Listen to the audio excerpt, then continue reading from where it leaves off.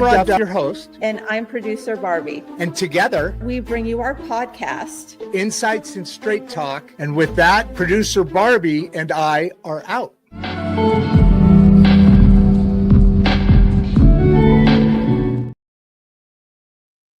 Good morning, everybody. How are you doing? And welcome to Insights and Straight Talk. I'm Rodd Duff, your host. And of course, as always, producer Barbie is here, making sure this space stays human, thoughtful, and grounded. Before I get into the monologue here, I just want to say something. As you notice, I'm at my home studio, and I hope we don't lose too much aesthetics. And I believe, I think we'll make it through here. I've kind of moved some stuff around. This is my office and studio here at my home, down the street from the Mangum Library. But here's the thing.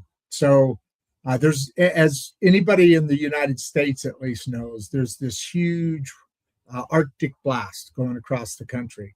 And it is a big deal. It's a tiny bit of snow, and then like a day of sleet, and then several days of big snow, and they're predicting very negative temperatures, as well as people not being able to really get out of their homes, especially places like here in Mangum, Oklahoma.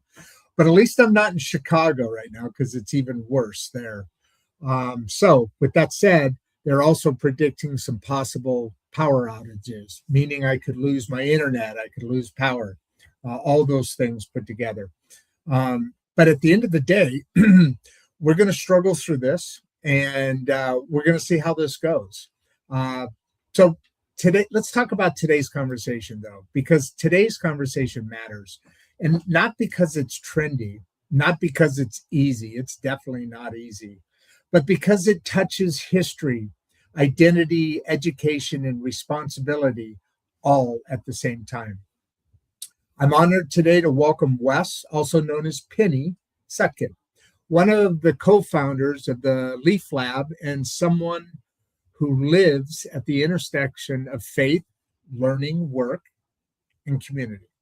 This is not an interview. You guys know it never is. This is a conversation, right? We're going to noodle on some things together, all of us. We're talking about Jewish history, identity, not as something distant or academic, but as a lived experience that still shapes families, values, and how people move through the world today. We're also going to talk about education, and not education as we remember it, but education as it needs to be. Wes is helping build something powerful through the LEAF Lab, an agile, hands-on learning environment where young people aren't just memorizing information, but learning how to think, collaborate, and take responsibility for real outcomes. And I'm especially excited today because we have officially, we can welcome our newest sponsor, the LEAF Lab, joining our growing group of partners and those who believe education is not just preparation for life, it is life. Alongside them, we continue to be supported by our partners who understand that thoughtful conversation, civic responsibility, and learning from the inside out are essential if we want a healthier future, not just for kids, but for all of us. We're also going to talk about something deeply human and often misunderstood.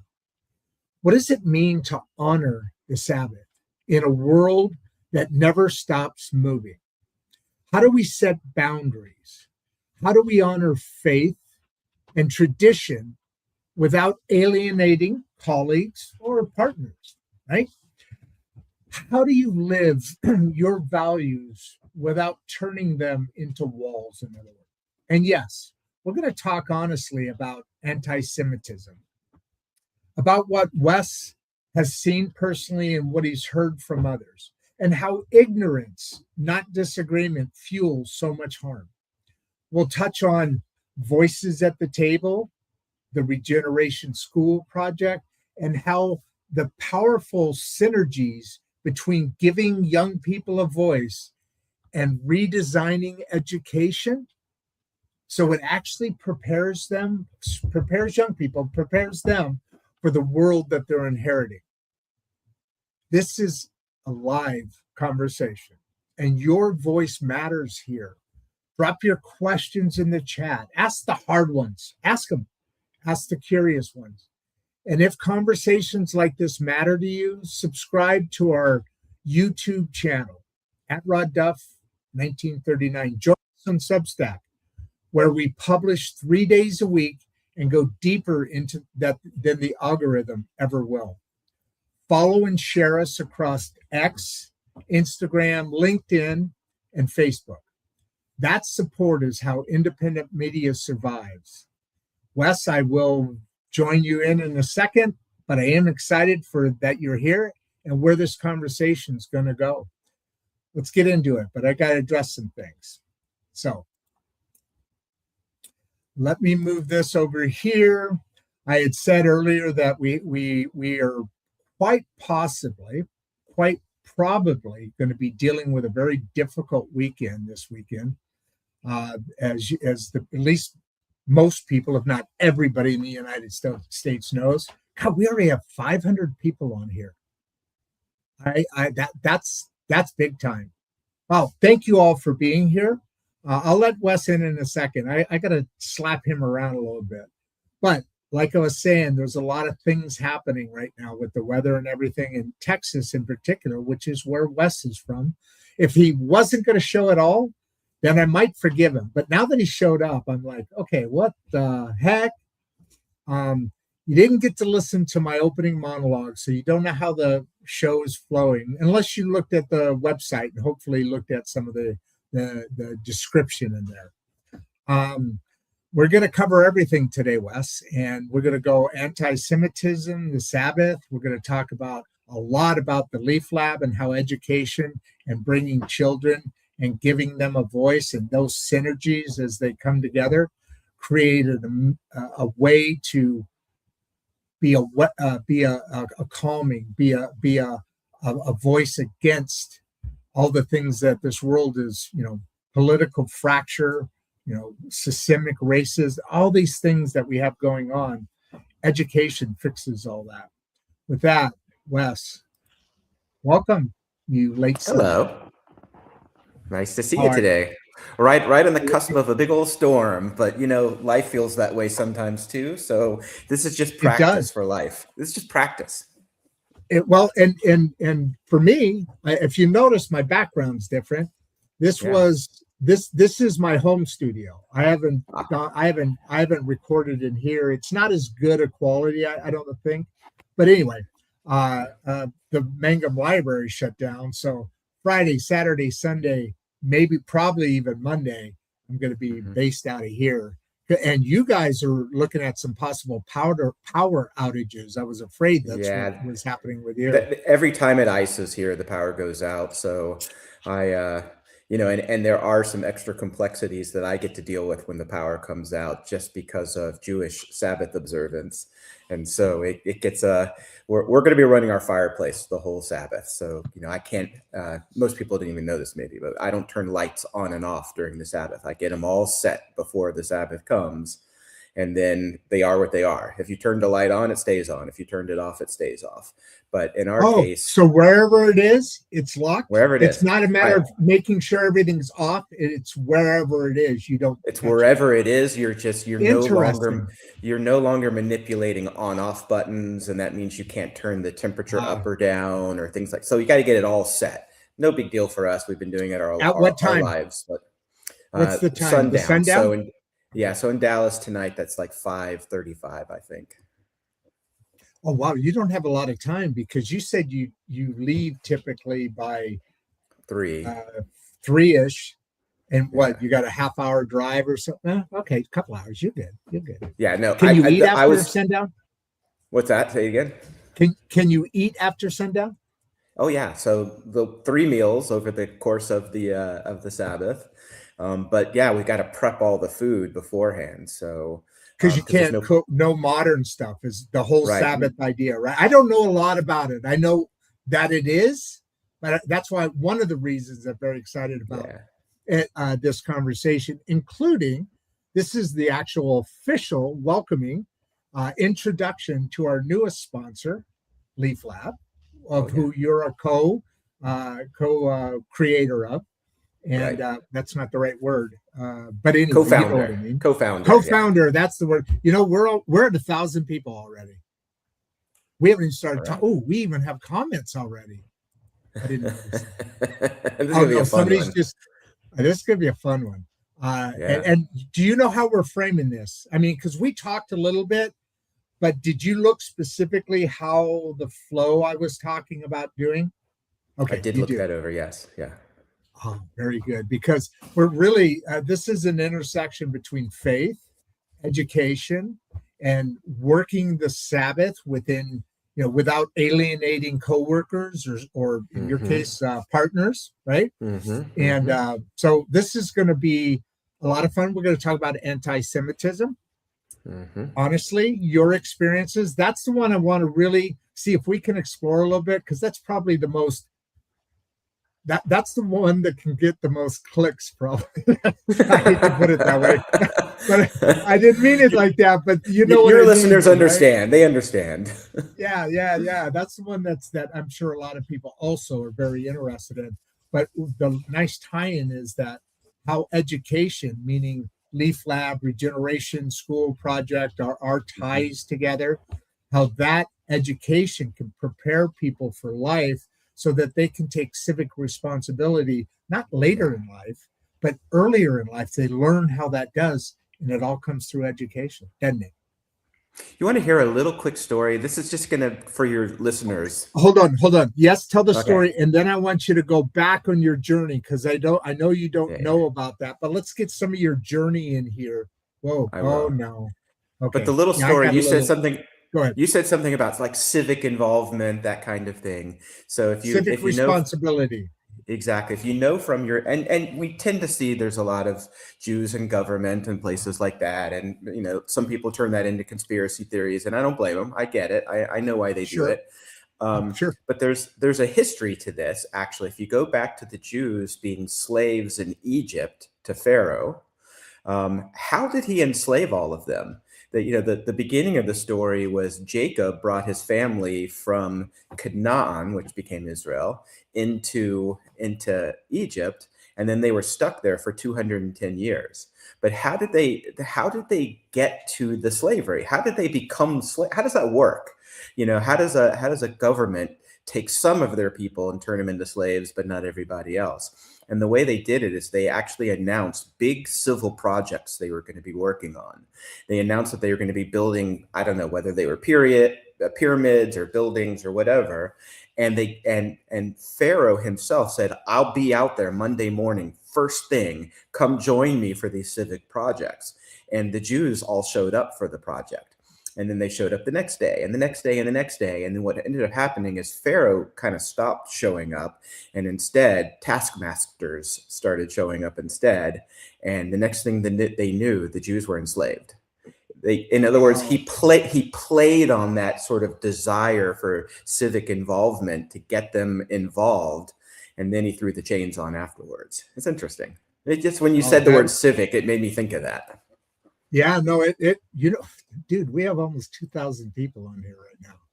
I'm gonna have 2,000 people on here. I don't know how long, forever. Oh, let's give them a show. Come on, let's do and this. and and it's rising as we speak. Um, I just wanted to put up the first not comment, but Yeah. Raz Rott has a big question here. I don't want to start asking the questions yet, or Yeah, okay, addressing the questions yet, because I want people to come in. They're just flying in.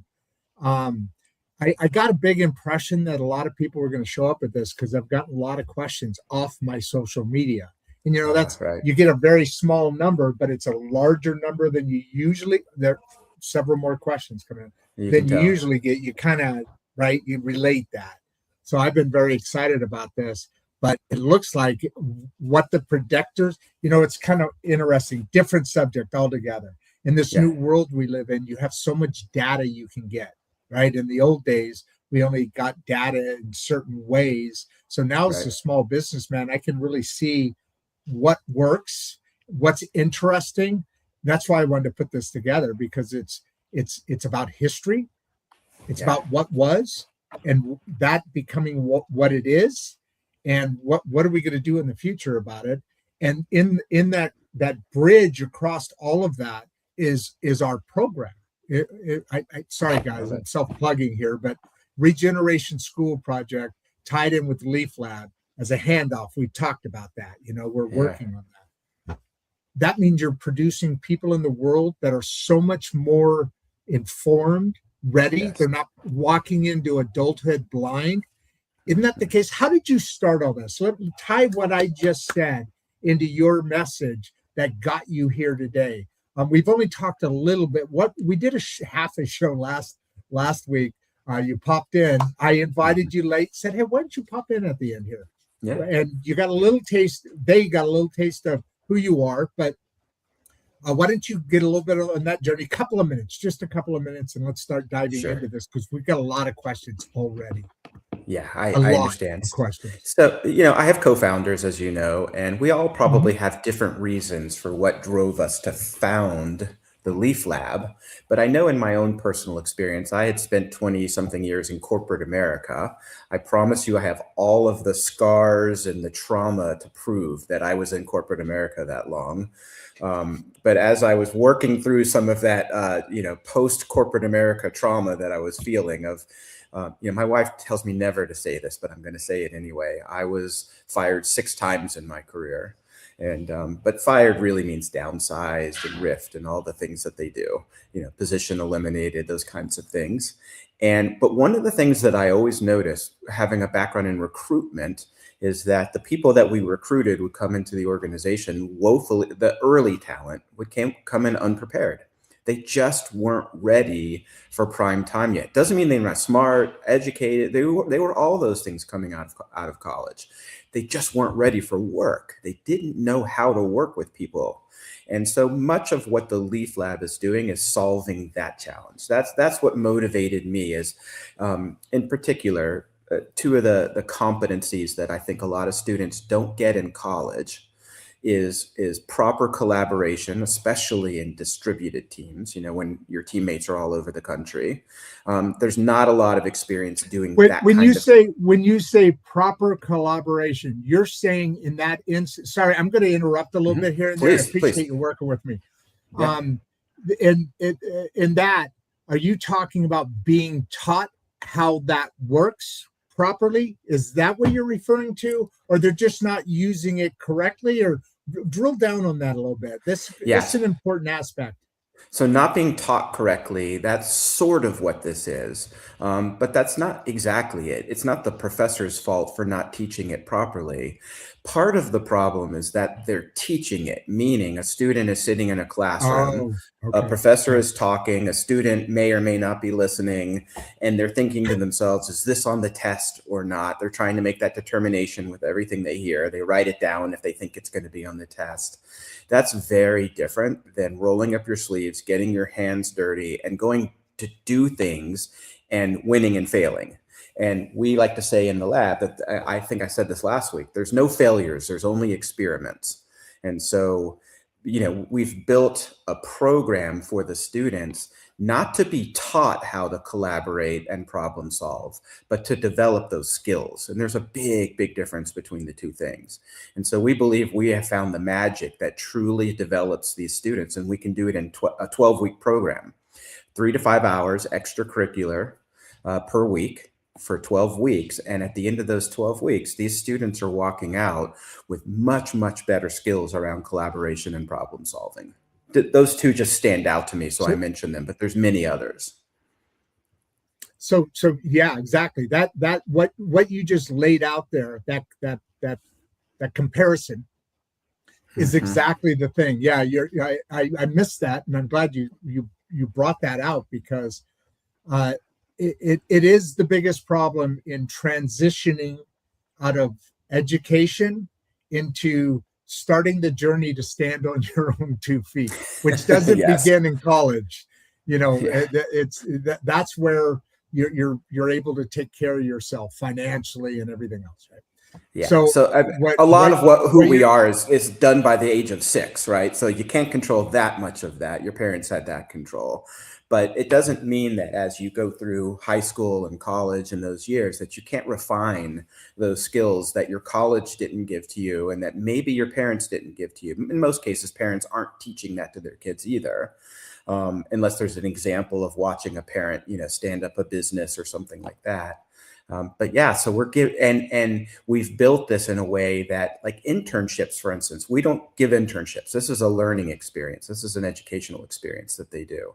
An internship is different in that you may or may not get those skills either. You might be sort of pulled in to execute somebody else's plan, right? You're sitting there and you're just like, you're being given your work and you're doing it and you're putting it on your resume, which is kind of all we've got these days, it seems like, with experiential learning. But you're totally at the mercy of someone in a company who might have been assigned you as an intern and doesn't have any idea what to do with you. That's a very different proposition than going into the LEAF Lab, where we have coaches and mentors who are trained in how do I develop these students in these competencies to be successful in their first job. It's just, one is kind of like licking and seeing which way the wind's blowing, and the other one is like sitting down in an innovation lab and like improving your life. And I shouldn't say like, that's a pregnant word, a pregnant pause word, like, but it's not like it. It is that. Well, as it put in the monologue, it's education and the direction, the job that needs to be done, and that you're working to do isn't about life. It is life. It's an important difference in what you're talking about, because you really do create yourself. Even the ones that you said that somebody watched their parent prop up a business, that's one example of getting that extra experience in life. But if you would add into that these programs where students are learning how to communicate with adults and have back and forth about that idea, having voice, in other words, it is a practice thing, because I think a lot the way a lot of, and you brought it up, parents raise their children, it's a little bit different in that they don't have equal voice. It's a communistic system. We're all communists in a way. Families are communistic. For the one who needs it, it is the one who needs it. It is provided. Bam. Whether there is no difference in who you are. You're my child. I'm taking care of you. That's an oversimplification, but I always like that comparison. So, so as this moves along, I was going through, I jumped off a couple of times, and you'll notice I'll do that. I don't know if we've talked about that before, but the questions are all over the place, which I expect them to be. I typically like to try and do groups that are in things. We talked originally about the Sabbath and some of your religion and your beliefs and bringing that into the world. But then we started talking about LEAF Lab. There's .LEAF Lab, your religion, .LEAF Lab, education. How does that work? How do you put LEAF Lab into the school system, which is a question you're going to love. The traditional school system, just like us within Regeneration School Project. And you have many examples of that already being done. So this is going to be a fun conversation that we have. Oh my God, we have 4,200 people on right now. I hope there's a lot more questions. Do you have a hard stop? You don't. I don't. Well, I do actually, sundown tonight, but let's say it's earlier than that. I think we're going to be okay with that. Okay, good. And in the green room, let's talk about the next time slot thing we're going to talk about this afternoon. Let's talk about that and maybe do something about that. But let's get to a couple questions here. Let me get to this one, and this is going to be a challenge to try and keep it. I like a flow, like when I on a point and want to finish that and slide back into this or that. This is going to be a hard one to do that with. Why don't you read that? So what's the biggest misconception people have about Jewish identity today? Wow. I think Why don't you that's an start? awesome Why don't you start me out with the question. hardest question you could come up with? Well, you know. you know what? You know what? In the monologue, I said, bring your questions. Bring the really hard ones first, and then I said, and bring the curious ones. Yeah. So, right. boy, he came out. This is the guy that gave you hearts. So, you know, look at. He did it this I saw way. that. I love you, and then I'm going to give you a hard ass question. Exactly, right. You know, so a lot of times with these questions, I think about what's my first reaction when I hear a question like that. And I do think in many respects, the Jewish people are misunderstood. But I think that misunderstanding, the misunderstanding comes from a few different places. And your listeners might be a good example. You have a pretty good, strong group of listeners in the western side of Oklahoma. Am I correct? Or is it all over everywhere? It's all over everywhere because I didn't start the show here. What I'm doing actually is adding Western Oklahoma a lot. I've gotten up to 100 subscribers in the first month or so. So we're adding to that, but it's all over the place. Okay, so I'll go back to the question though. I think that part of it is that many people in America have never met a Jew. They see Hollywood. Right. They know who's Jewish in Hollywood and they get an idea on that. I would like to submit that the Jews in Hollywood are no more representative of Judaism than many others as well. But so what ends up happening though is because they've never met one before. Now, what do they have? Where do they need to learn it from? Well, they could go to Wikipedia, but Wikipedia is a big, giant booklet of anti-Semitism when it comes to anything about the Jews. You know, it's community moderated. Oh, community moderated is a very terrifying. It's not a place where you're going to learn anything good about us. Let's stop right here. For a second before you go on. Isn't that true in everything? I mean, in the school system, you have that. In the books, to a degree. In the news, you have that. In the magazines, in the newspapers. So Wikipedia is just another publication that does exactly that, and not just about anti-Semitism, which is what you just said without saying it, but it's also other things, you know, and it's political. It's all so political. Go on. I'm sorry, I had to say that. No doubt. And I was going to go to the media next to be the next one that I was going to criticize. Please do. Yeah.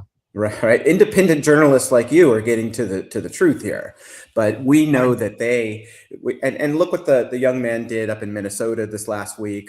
Sweeney, I think his name is, with the exposing all of the fraud going on there. That's an independent journalist. The real journalists in Minneapolis and in Minnesota, they knew this was a problem. The government, everybody knew this was like the biggest scandal, and it wasn't even hidden. You know the only way he got that out? You know what he did? He tweeted it out and at JD Vance, so JD Vance saw that. If JD Vance wouldn't have seen that, probably it still wouldn't be. They wouldn't, because he went out to the media and they're just like, okay, whatever. I mean, did you see CBS News? After it came out and it became such a story, she called one or two from her phone in New York and asked a couple of them, "Are you running a day?" Oh yeah, I don't want to do that. Yeah. Yes, we are. Or whatever the accent is. No accents. And she took it on face. She didn't do research, but claimed it was the research to.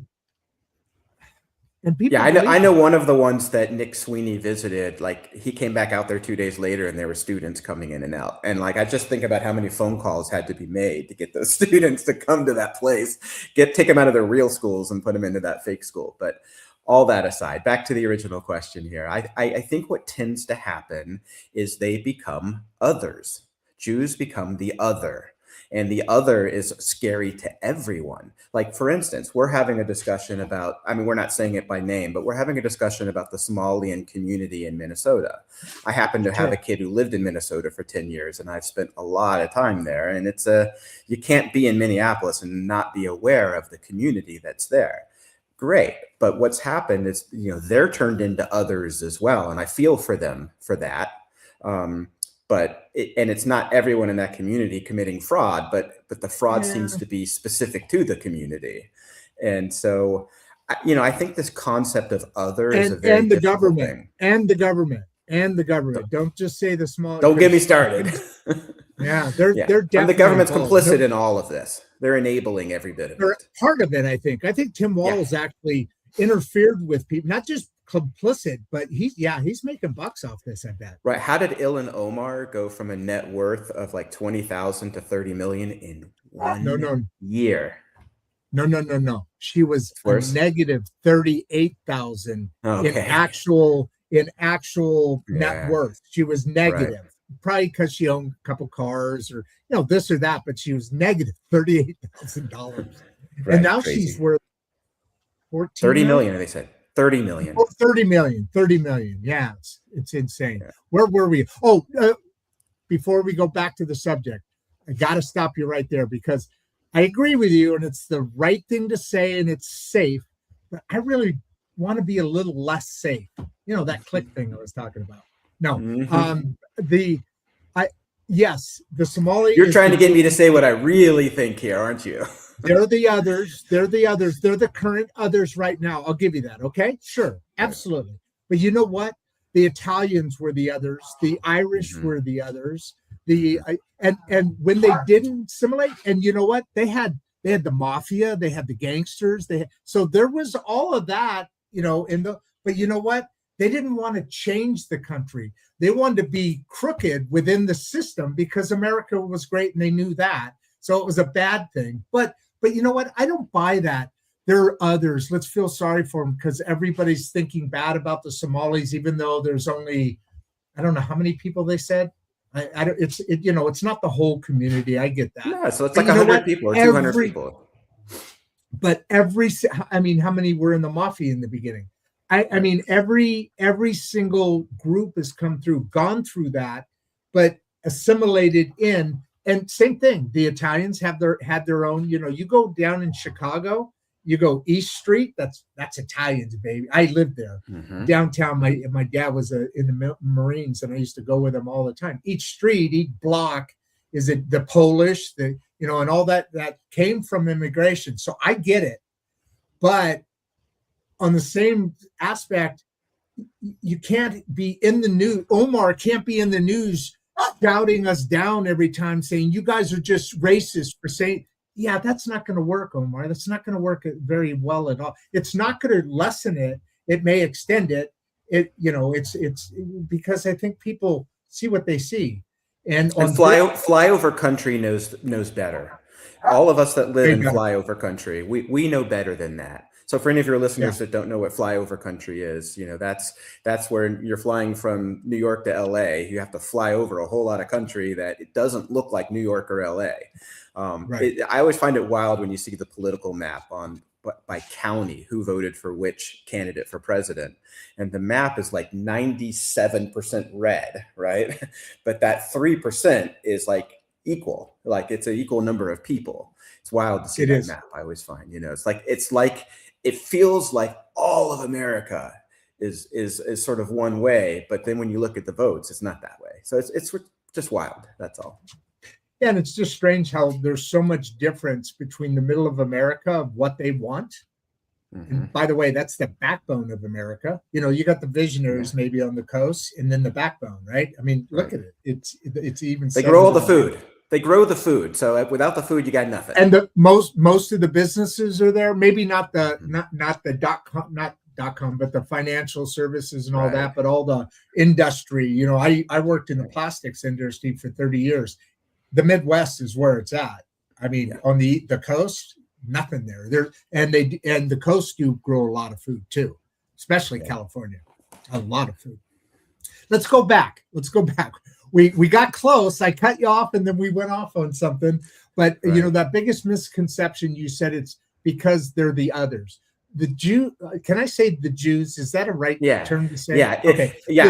My first roommate in college was from a small town in Missouri. And on like day 3, he said to me, he goes, I got to ask you a question, but I don't want to offend you. And I said, oh, just ask. It's fine. A complete stranger I'd met from a little farming town in Missouri. And he said to me, are you a Jew? And before I could answer him, he was like, I'm so sorry. I did not mean to call you that. I'm so sorry. And I said to him, like, I laughed because I'm like, well, I am a Jew. And to me, it's not a dirty word.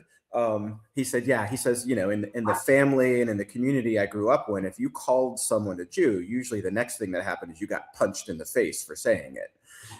Right. He said, so like, he says, I've never heard the word used except under, you know, derogatory ways.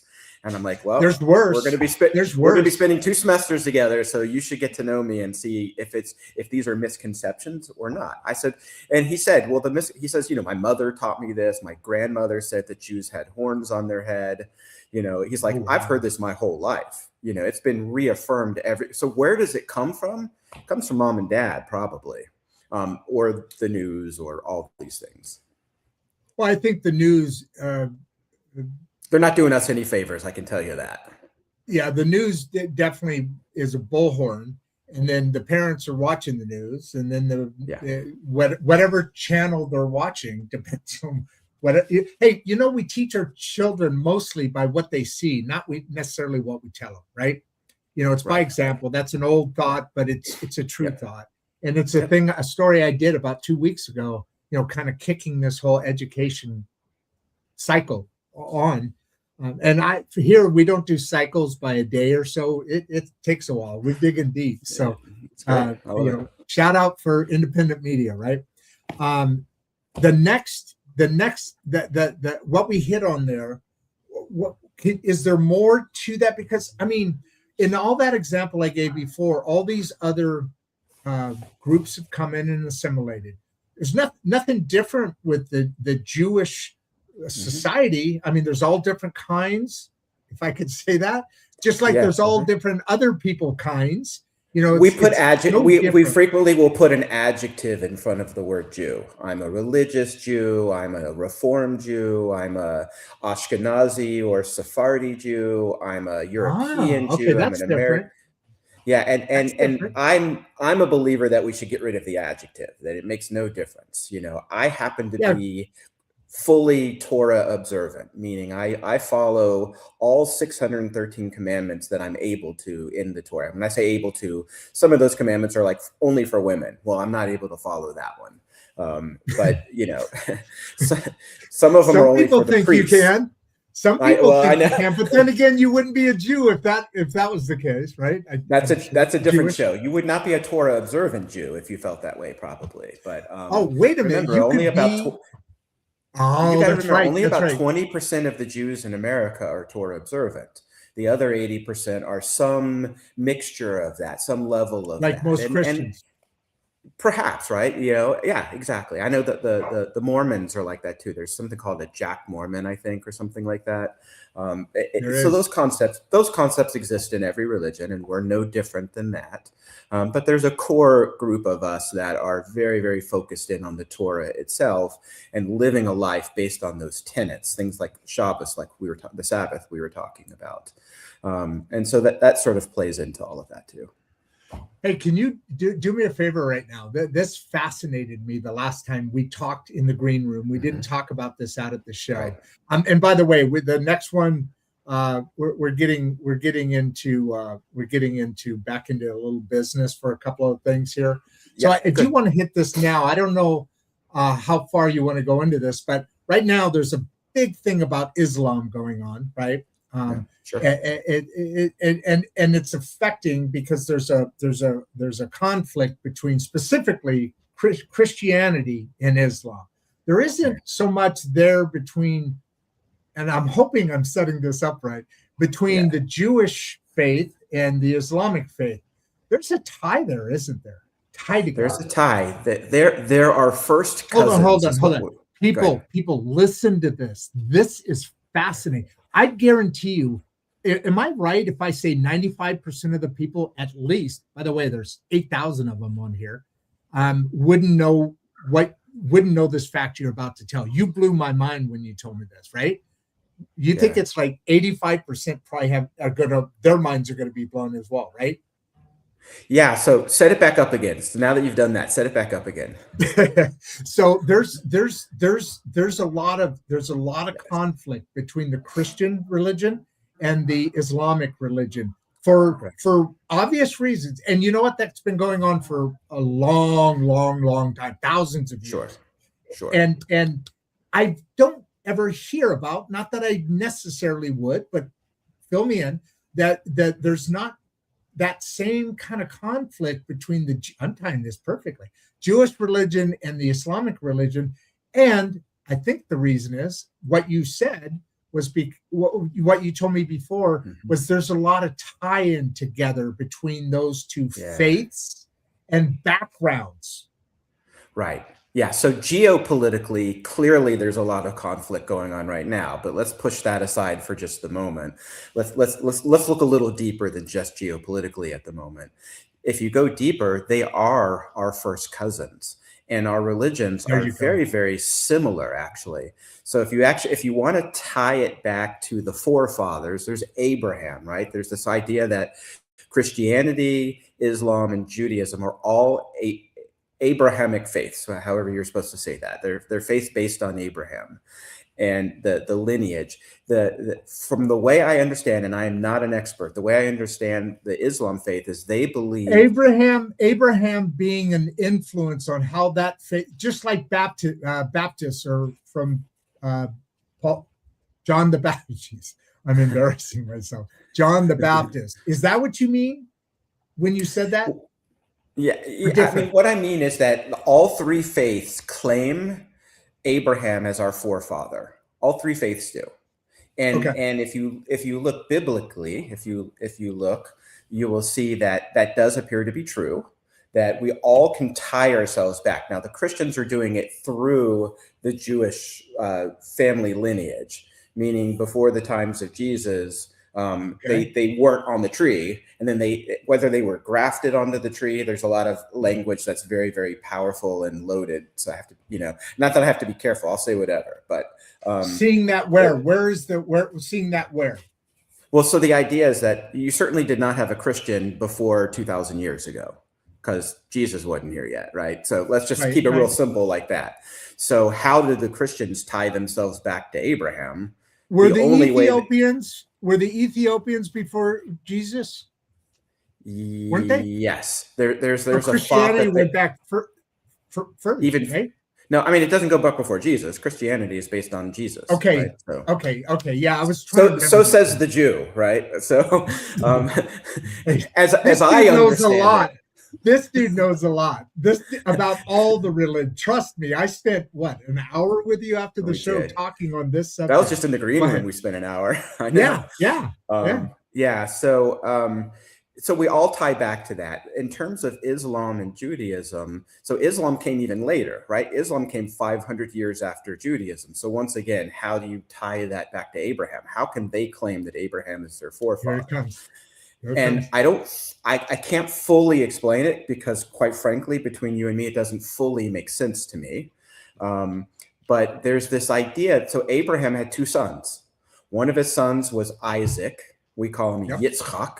And the other one was Ismail or Yishmael. That's what we call him. I don't know the English names as well as I know the Hebrew names. But you had Isaac and Ishmael. And those were Abraham's two sons. And Ishmael kind of went in his time. Isaac just sat in a tent and studied Torah his whole life. He really didn't do much more than study Torah his entire life.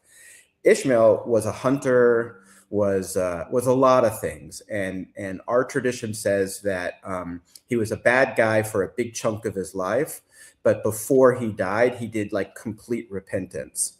And so anyway, but the in the Islamic faith, they are the child of Ishmael. And I don't know if you know the story, we call it the Akedah, which is when Abraham took Isaac up onto the Temple Mount to sacrifice him. God said, sacrifice your son, right? And he went up there to do that. And the Christian faith has assigned a lot of extra meaning to it that doesn't apply to me. But what's interesting is my understanding is in the Islamic faith, they say that Abraham took Ishmael up to the mountain to sacrifice him. So they have the same story we have, only they have their guy, not our guy in it, so to speak. And but it still points back to the same idea that we're first cousins, that we're related to each other. And so if you actually look at the religions themselves, there's many dogma that are very similar. And my understanding is Muhammad was heavily involved in the Jewish faith before he created the religion. He was learning about faiths, and he spent a lot of time around the Jews. He was trying to convert people, wasn't he? He was, I believe, right. And that's why he took on, right? Right. And so back then, much as today, conversion of Jews doesn't really work. And what's ironic about it is whether you're like a yarmulke wearing Orthodox Jew, keeping the Sabbath, eating kosher, doing all that stuff, or whether you're one of the Jews who just likes gefilte fish and likes matzo balls, and and that's about as close as you get to it. What's fascinating, though, is that the success rates of people trying to proselytize and convert them to any religion, Christianity, Islam, anything, it's like way less than 1%. I mean, it's 0.0001%. It seems to not matter even how religious you are as a Jew. It's just, we don't change. We don't switch teams. Now, we talked about this before. There's a converse side to that as well, is we're not recruiting for the team either. As a matter of fact, when someone comes to us and says, I've been thinking about converting to Judaism, every single Jew on the planet, the first thing they'll say to them is, what are you, nuts? Trust me, you don't want to sign up for this club. This is a hard club to be in. There's a lot of negatives that come along with being in this club. And, but this is the important part. We believe you're perfect the way you are. You don't need to do what we're doing to get to that next step. We believe that there's a reason why God put you in a Christian home when he chose your soul to go into a body. Stop. Yeah. We just went over 10,000 people in this audience. Actually, there was a block. This breaks the record right here. 10,091 breaks the record. Amazing. Biggest show we've ever had done. We've hit 9,000 several times, 5,000 a bunch of times, 2,000 a bunch of times, and then 15 a bunch of times too. But and it's still growing. 10,300. So I knew this was going to be a big deal. I knew this was. Didn't know it'd be this big. Yeah. I did not know it was going to be this big, but I could tell by the algorithms and the data. I told you earlier, a lot of data, right? Too much interest. We're going to have to do a few shows, I think. I think we're going to have to do this over several, 100%. Are you ready to move on to another quick question? Sure. Because we got a lot of questions. This is kind of moving from the faith. No, wait. Before we do, just spend a little bit of time, not too much. Because we've only answered one question and already 50 minutes has gone by. This is going by really fast, right.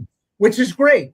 I'll stick around. We don't have to jump out right at an hour if you don't have to. So we're not. I'm telling you right now, there's no way in hell we're jumping out after an hour.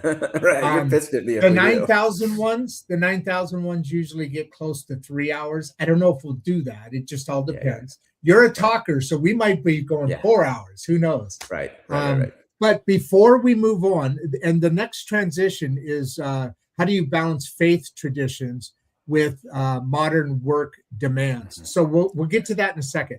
But it is a real big one, and that kind of starting to lead back into the Sabbath a little bit. You can put that in there because that's a big deal, right? Yep. But I don't know if that's the only big deal. That's what I've been kind of curious about, because Jewish religion is always, and people have always fascinated me, and I've never understood all these issues. And I don't get how people in the Jewish faith, unlike the Somalis, anything that the Jewish person is doing, it's always related to either a mama's boy, boy, or amazing business person. Owns Hollywood, owns a lot of banking systems, owns jewelry stores, big. I think jewelry stores are big. They're very highly represented as doctors, lawyers, bankers. A lot of really high level. I mean, it's every Jewish mother's desire that their kid is a doctor, right? That's not a threat to It Americans shouldn't be. don't. But Right. yet there on college, we're at 11,000 people. There's this misconception. There's this misconception on college campuses, and I guess it's just coming out because of the Palestinian conflict now. But I don't get why there's any of that here, because I get why they're right now, and this will change over time. I gave the other examples. There's an enemy thing that there's this fraud of 8, 9, whoever knows how many billions of dollars they're going to find out about it, which now they're finding out in Ohio, and 80 billion. That's just in a little state. That's in a small state. There's bigger states. California is like 80 billion. They're estimating 80 billion just in the transportation one. Anyway, that's our tax money, by the way. That's our tax money that's funding all of that. Well, not only is it our tax money, we talk about being able to have a better quality of life. It's our tax money, but it's also the money because of that we aren't able to spend. Right. Yeah, for sure. The opportunity. I know that's what you were saying, but just I know you were saying that, but just to drill it down for everybody right now, think about it. People always say, well, it's our tax money. Well, that's a thing. Yeah. But then put one more sentence on there and go, and when you get taxed, let's say you're paying 70% tax, I don't know, 30% tax, and it equals 8,000. That's my dog. The one thing about the library that I miss is I always have my dogs, and that's the first time they said anything, but they're always fun. They're sitting around here. We just got a delivery. But let's say your delivery is your tax is $20,000 a year, or what? Let's say 20. That seems, I don't know, whatever. Imagine if all these other things weren't taking those tax dollars. What they could go for? It'd be like 3,000. It'd be like 3,000 at the end of the year. I think most Americans would say, if you were given the option to pay the same taxes but have the money go for really good things, not for fraud, or eliminate all the fraud and pay less taxes, you might end up 50-50. People would say both. But either way, that's relevant. That's important, that we're paying money to something that's not going to something good. Yeah. All right, now let's stop there before we get too far off. Yeah. The one thing that I want you to leave on this part of and we'll come back to it, of the misconceptions and the unknowns about the Jewish religion, I'll say that, is they're not going to try and convert me to be Judaism, be involved in Judaism, and that because of multiple reasons. In my opinion, the most important one and the most fascinating one and the most helpful and useful one is what you were just starting to say, and I cut you off there. Something did. I don't know. I was going to say that you're perfect the way you are, you're right? Perfect. Exactly. Yeah. Go ahead. That's a key. It's a key point, and it's a misconception in some ways too. Maybe it ties to that question somehow.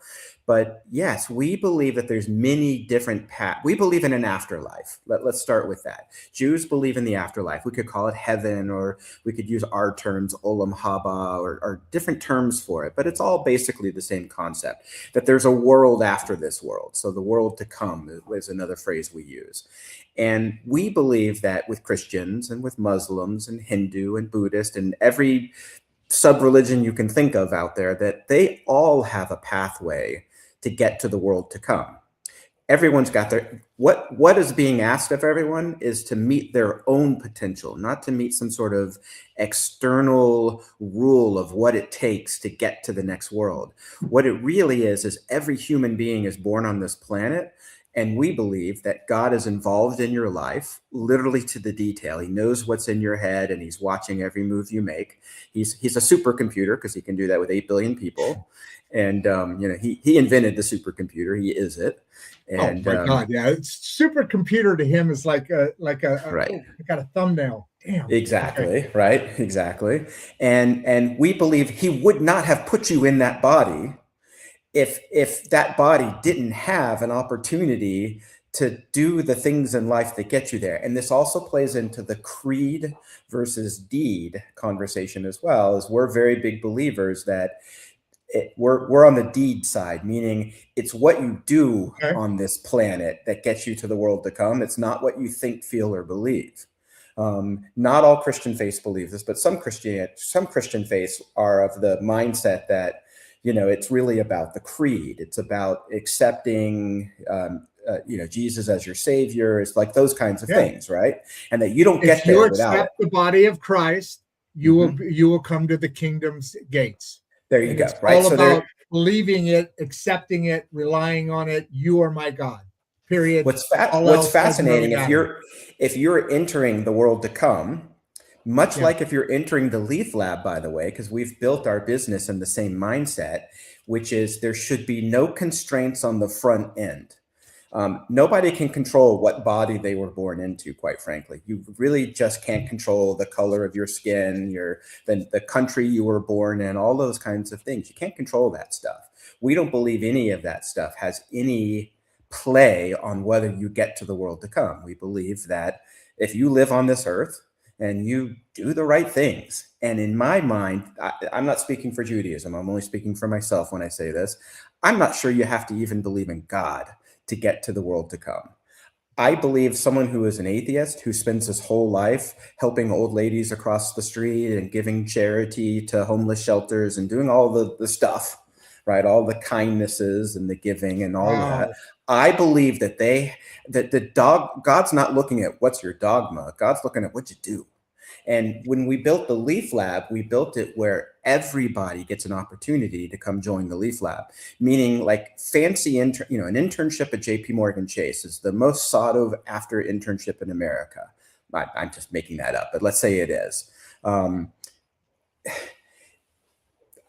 don't see where, like as an internship, in other words, that position is probably only available to a very limited number of people on the planet. Meaning maybe your dad's a CEO of a company and he knows that CEO and he sent a message over who popped it down to the people who run the program and boom, you're in the program. Things like that. When we built the lab, we built it much like Judaism, which is, I don't really care what your pedigree is, meaning what's your religion, what's your nationality, any of that stuff, what school you went to. I just care that you want to do this and that your actions show that you're trying to develop and improve yourself to do better. Maybe I don't think we've said what the LEAF Lab does, have we? A bunch of times. I was just going to tell you. You've been saying that chill out a little bit. Okay, fine. Now, with all of that, it comes back to being, and the point that we're drilling down to on this subject, and then we'll jump off of it, is while Jewish people of Jewish faith look at Christians, for instance, and I'm a Christian, meaning look at me and I know I'm a Christian and say, you're a perfect person in God's eyes. Yes. No, it shouldn't be in God's eye. That's the kind of thing we say. You're a perfect person. And you're on this earth to take from where you were to maybe some things that need to be fixed. That's how long you're going to live on this earth, to make you ready that there, because you're big. And the baby thing. I want you to talk about that. And then I want you to talk, and then we'll jump off of this. Don't go too long. Okay. It seems like everything we say is the biggest thing we've said, but this is the biggest thing I would say your listeners all need to call their. I'm going to say your listeners all need to call their brother and sister and mother and say, dial into Rodd's show right now because we're about to hear something really good. And then there's one more aspect that's starting to be, and something I've thought about a lot of my life, is this statement that makes an opinion. God is real. All religion is man-made. What do you think of that statement? At the end, tell me about the perfect person and even Sid's, that connection, and then we'll dive into that last statement, and then we'll get it back a little bit more into the business and education side of it. And I don't disagree with you that God is real and religions are man-made. I don't disagree with that. I'm surprised by that. Well, so I do believe that God wrote the Torah. He wrote the book. And actually wrote it, or like Christians, a bunch of actually wrote the book. He literally Okay, wrote that's the book different. himself on Mount Sinai. If you ever saw the movie with Charlton Heston and he's up there and all the fire and the stone and all that's the story. That's what we believe happened, actually happened. Real people on real places in the earth actually interacting with God, Moses and God, right? And so he gave us the book. And the book has a written component and an oral component, fine. But that's the book. That's the Torah that we follow along the way here. Now, one of the tenets in the Torah, and this is the part where I hope everyone's already called their brother, sister, and mother and father to come join your show today. Come, hurry. Right. Hurry them in. Is get ready for this, because I know this is good. I knew it blew your mind when I told you beforehand, and it's going to blow everyone's mind. Jews have something called the 13 Tenets of Faith. It was a philosopher in the 1200s, the Rambam, who wrote that. And it's essentially the 13 things that are required to be a Jew. You have to believe these to be a Jew. Now, if you're a Jew, by the way, listening, and you don't believe one of these things, you're still a Jew. Don't worry. I didn't take it away from you. I promise you, I did not take it away. It's just, you need to learn about it. That's all. You just never had a chance to learn about it. Just sit down and chill out. All right, Drink your tea. Here we come. Right? You ready? Jews believe in reincarnation. The truth is we may have been the first religion to ever write it down in a book that we believe in it. That doesn't mean we invented it. God invented it, but we wrote it down. Sure. But now go further. Why? Right. Why? It's a tenet of our faith. So the way our belief works is that, and I keep saying our belief the way it works because I'm not saying this to the exclusion of anyone else that they're not doing it right. Everyone is doing it the way they're doing it. Religions that have similar things, and like you said earlier, everybody has the flood. And that's why I seduce. Everybody has all those things, but there's a couple of different people that keep Jesus and Muhammad. If that's the only real differences, then I think it's the people developing power over their people, like what the Catholics in Rome, in Rome and all that. That's why religion was so strict in those days, to control. That's anyway. That's another subject. Go on. All right. So here's the idea: is that we have a soul. We believe that everyone has a soul. Jews, non-Jews, everybody has a soul, but we believe that the Jewish soul is a Jewish soul. It's not just a regular soul; it's a Jewish soul. And so my thoughts are not my thoughts. This is based on our sages who have given these, and I'm only giving it over as best I can. This is only to make your listeners want to research more and get it 100% right. But the idea is that we have the You Jewish mean soul. All 11,500 of them? Yeah, something like that, right? Wait, 11,500 of who? Of all of these listeners right now. Now it just jumped up to 20. It's going back and forth between 500, 504, and 533. There's a group that keeps popping in and out, or a couple of people keeps popping in and out.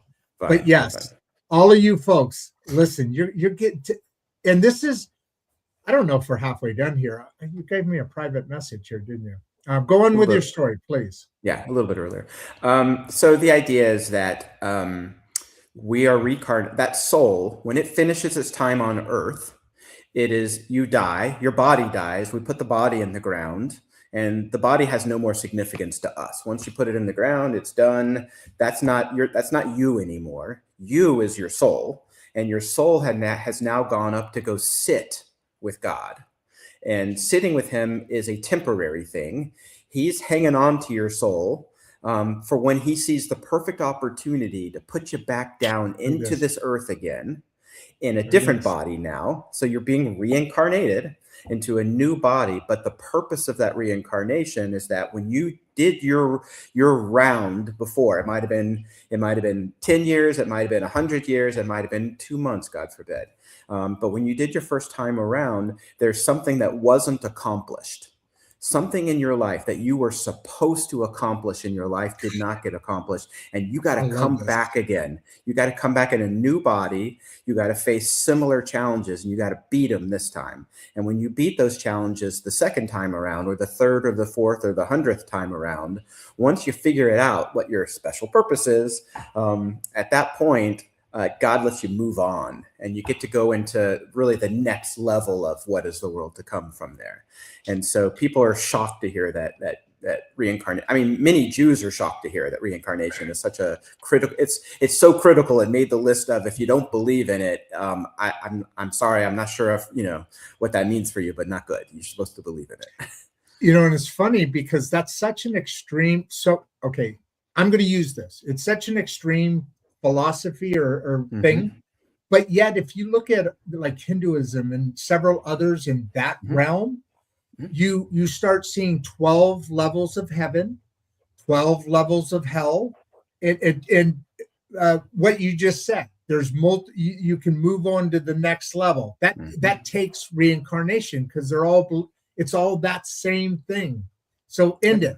You believe in so that blows my mind. It even to the point where Sid's Jewish parents mourn, of course, but they also are honored because that child was taken by God, because now that soul is now able to move on. I mean, so like for instance, needed. The example that I gave you previously was that if a baby, again, God forbid, they die very young, they die at a month or 2 months or something like that. I think the common reaction, just in general, is people get mad and they don't understand it and they yell at God. How could you do this to me? Those sorts of things. And of course, that's how we react. It's the most tragic thing that you can possibly imagine in your life. Yet, if you look at it from a faith perspective and what I just explained about we have a special purpose, that baby who was forced to come back for just an hour or a week or a month, that baby who came back for such a short amount of time was so perfect, was so amazingly perfect that they were this close to moving on to what's next. But God said, you know what? I'm going to give that baby the opportunity to fix one thing. How does a 1 hour-old baby who then dies fix that thing? I don't know. I can't answer that question for you. Only he knows the answer to that one. But what you as parents now what has happened is God has given you one of those precious, perfect, unbelievably amazing babies, so close to perfection. And he trusted you as a family to be able to handle the unbelievable grief and tragedy of losing a baby early, but he knew that you were the right family to be able to handle it. He doesn't make mistakes. He doesn't screw anything up. He doesn't get it wrong. He knows that that's exactly the family that he should have put that baby into. And then you as parents, although yes, you're still going to feel grief and tragedy and sadness and all the things that normal human beings feel, somewhere in the back of your mind, you can turn on the idea that I just described, and it becomes a comfort. It becomes a tremendous comfort. And so for those skeptics out there who say all this religion is man-made stuff, blah, blah, blah, fine, but at least you got comforted from believing this way, right? It isn't hurting you to get that kind of comfort. Right. Now, some people use religion to go attack people and kill people and things like that, but those are bad guys. Yeah, and those are the example I gave. The popes weren't necessarily good guys. Not to say that the religion isn't. Right. But, correct. The pope was using that as a way to control their people all around the world. I mean, look at South America is just basically all Christian. You can read the news and you'll find a rabbi who did a bad thing, and it's not an indictment on the religion. It's just that was a bad dude. That was just a bad dude. That's what humans are sometimes, because he's not following what he's supposed to be following. And again, if he's a Jew, he has 613 commandments in the Torah to follow. Non-Jews only have 7. You might think you have 10, but according to the Bible, it's called the 7 Noahide laws. They were the 7 universal laws that existed in the time of Noah, in the flood, are the only laws that are absolutely incumbent upon you, but they're so broad. They all have thousands of subcategories. The truth is everybody has a standard to uphold, and it's a high standard for all of us, which is, come on, be a good person.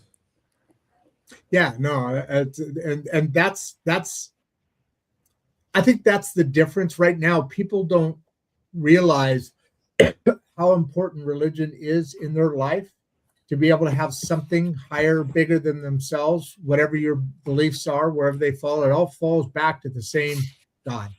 Because someday, what's that song, country and western song? Someday everybody's going to talk to God. Yeah, that's right. I like that. Right? Hey, I have to tell you something about me that you don't know. We've done a lot of talking, but I was born Jewish. My parents are Jewish, my mother, my grandmother. I was born Jewish, but I was an atheist What? like all my years growing up. As a kid, I don't know, No atheist, kidding. agnostic. I don't know what the terms are, but I remember Yeah. that I didn't believe in God. I didn't like the idea of formalized religion all the way up until my teens, Okay. even. Yeah. But what I look back on, and the one thing that I find funny is when I used to play baseball when I was a little kid, and I was the worst player on the team, and they would go bury me in right field, hoping no balls would come that way. Well, they're not the only ones who are hoping no balls would come that way. I was actually, even though I was an atheist, I was in the outfield begging God to make the balls not come my way. And you know the saying, there's no atheists in a foxhole. Well, that was my foxhole. And I would, the whole time, God, please, if you don't let any balls come my way, I might even think about believing in you, which is kind of a funny statement, right? Because I did believe in them. I just didn't, my brain was in my way, but in my heart, I still believed them even then, right? And then, I sort of I sort of tried out all different kinds of Judaism. And then I even tried out some Eastern philosophies, and they just didn't work for me. They just didn't, they didn't take me anywhere.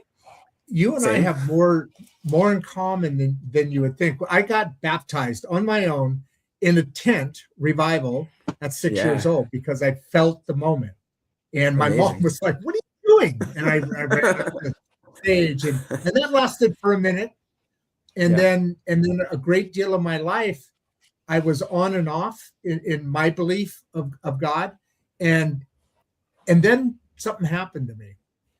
I got, on Memorial Day, I used to always take a ride somewhere because my dad was a Marine. As a matter of fact, where am I? He's right here. Very nice. He got drafted by the Green Bay Packers back in the day, but it was back in that day. So they didn't make very much money. But anyway, so I on Memorial Day, I always head somewhere I have a Harley. Well, I used to have a Harley motorcycle. It's now hanging up, bent in half. So I got in a motorcycle accident on that day. I was wearing shorts and a tank top with tennis shoes. Not good. Yeah. No, none of that day was good. I ended up getting hit by a car going down the freeway in the middle of nowhere. But luckily, right behind me was a first responder and a surgeon. Amazing. They had the ambulance there in minutes. I broke every bone on the left side of my body. This is all metal. This is all metal here. And I got a little bit of road rash, but I guess what happened when I got hit, I went through the windshield, landed on the windshield, then flipped a little bit. So I got a little bit of road rash. Otherwise, third, fourth degree, easy, bones showing and all that. None of that happened. Knocked a tooth out, split my head open, and broke all these bones. And so I spent 3 months in a hospital. Obviously, greatly affected my my ability to build the business. So that didn't work out so well. But then I had rehab, and I couldn't go back to my old home, which was 2-story, because the bedrooms are up there, and I couldn't even. I had to learn how to walk, how to get dressed.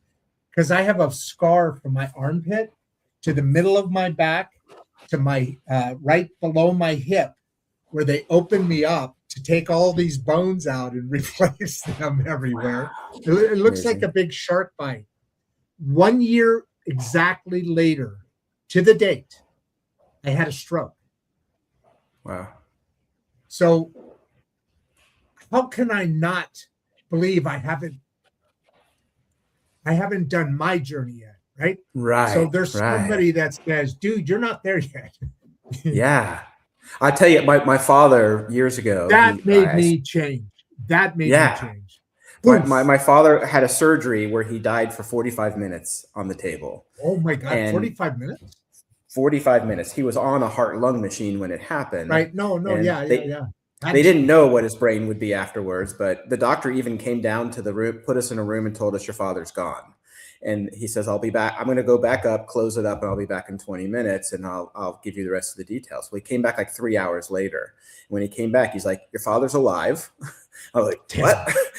We had just been like 2 hours crying and saying, and I bet you guys were just devastated for 2 hours. Of course, right? And he comes back, he says, your father's alive, but not much.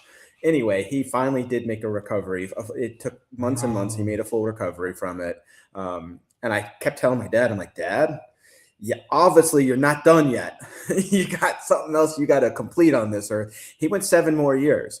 Okay. I don't know if I know what that thing was that he was supposed to complete or if he did or whatever, but he did go 7 more years after that. I'm like, Dad, you should just sit on your throne and dispense advice all day long now. I mean, you were dead for 45 minutes, dead, clinically dead for 45 minutes, came back. Yeah. Wow. That's insane. In all these cases, in my case, like the stroke, I was sitting next to my pool. Somebody happened to be walking by and heard me talking weird. It caught his attention, whatever I was saying. I have no idea what that was. And then I sat down in my chair as he was walking by, and he saw me just take a nosedive into the concrete, the pool, right at the edge of the water. And if he wasn't there, he wouldn't have called the ambulance or the police who called the ambulance. I had, after I came out a couple of days on my I didn't have any slur. I mean, I've always just been kind of goofy, so that it's all the same. It's crazy. Right, because personalities can change and speech patterns. Yeah, can no. Yeah, I mean, no. It's all crazy stuff. Let's switch gears here a little bit. Pull off of this for a second, if you don't mind. We've been hovering here for an hour and 16 minutes now.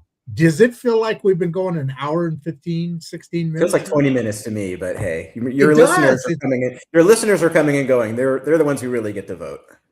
Yeah. They're just knocking it out, man. So just to pivot a little bit, a transition, if you will, and we're going to stay here for a minute. How do you balance faith, tradition, and modern work demands? And the next one's like schools, and so we're on this little run here, and then we go back to the religion.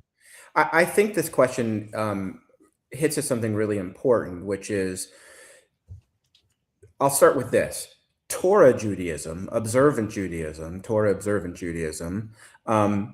absolutely can find a way to balance faith traditions and modern work demands. The vast majority of us do work. And there's a very small subset of religious Jews who do sit and study Torah all day, and they're supported by their communities and by their families and different people, because that's sort of the mode of transmission to make sure that our children are still getting the real deal. They're still getting the you full need market. people. You need people to be a group, workers that their work is the Torah, to continue it on. That's actual. Because it's written by God. It's written by God. It's not like us who have books that were decided not to put in. There's a bunch of them, right? And all that stuff. That's distressing. But the Torah is written by God. God himself. Right. And it's not one word has changed in it in all these years. So for instance, you go to any different Christian church and there's probably a different Bible sitting in there. KJV and some of the others are very big, but right? I have 2 Bibles, slightly different. Slightly different, right? So our King James is one of them. King James is one of them. That's the KJV, right? King James is the big one, right? So we had a group of Jews who were segregated in Yemen for 2,000 years. They were completely cut off from the Jewish people for 2,000 years. In Yemen. Right. So this is probably after the destruction of the temple on the Temple Mount. The Jews spread out everywhere, and a group of Jews went to Yemen. And so those particular Jews were cut off from the rest of the for 2,000 years. And when they were discovered again in the 1960s, what was fascinating is the first thing they did is they went. What was it about the 60s? Whoa! I don't know. There was nothing about it. That's just when it happened. That's just when they were sort of reunited with the greater Jewish world. And when they were reunited, the first thing everyone did was show me your Torah. I want to see what's in your book. And when they compared the Torah so every single synagogue in the world is using the same Torah, but it's never changed. It's the same book that was given to Moses. And so when we looked at the Yemenites who were segregated for 2,000 years, there were only 7 differences between the 2 Torahs. All 7 of them were grammatical and did not change the meaning of the word. Kind of like, do you put an H at the end of the word or do you not put an H at the end of the word kind of thing. But they were all nothing relevant, in other words. Same religion. And that shows for that 2,000 years. Yeah, shows what we're practicing today goes back to at least 2,000 years ago. But we also have books and documents and things to show that we go all the way back to 3,300 years ago, which is when Moses stood on Mount Sinai. So our religion has not changed. Which relates to the flood, right? It's this, we talked about this. We're dragging this out a little bit, but it relates to the flood, right? That's the same event, but different in its presentation between Christianity and Judaism. Right. And all these things. I mean, you know, at the end of the day, we mentioned this before, the Old Testament is not the same thing as the Torah. The Old Testament is a translation of the Torah. It's actually a translation of a translation in most cases. And so the Old Testament is not a book that we look at, think about, connect to, or anything. It's just not it's not ours. It's yours. It's somebody else's. We have one book. Do you think the Torah, the one book, and I don't know enough about it. I did the same thing. Went through atheism, so to speak. I didn't consider myself that. Just never paid attention to it, which is the same. Right. Or agnostic, which is probably worse. That's why I couldn't tell you which one I was. That's probably worse. But I was probably more agnostic because I just didn't think about it. I do my own thing, man. And then I in early college, I started getting really curious, and I went to a lot of Jewish. Well, I shouldn't say a lot. I went in and kind of tried to figure it all out and just hang out there on my own, and in the back, and then I went into Catholic and checked that out, and several others. So I did the same sort of thing that you're talking about there. Did you ever follow the Grateful Dead?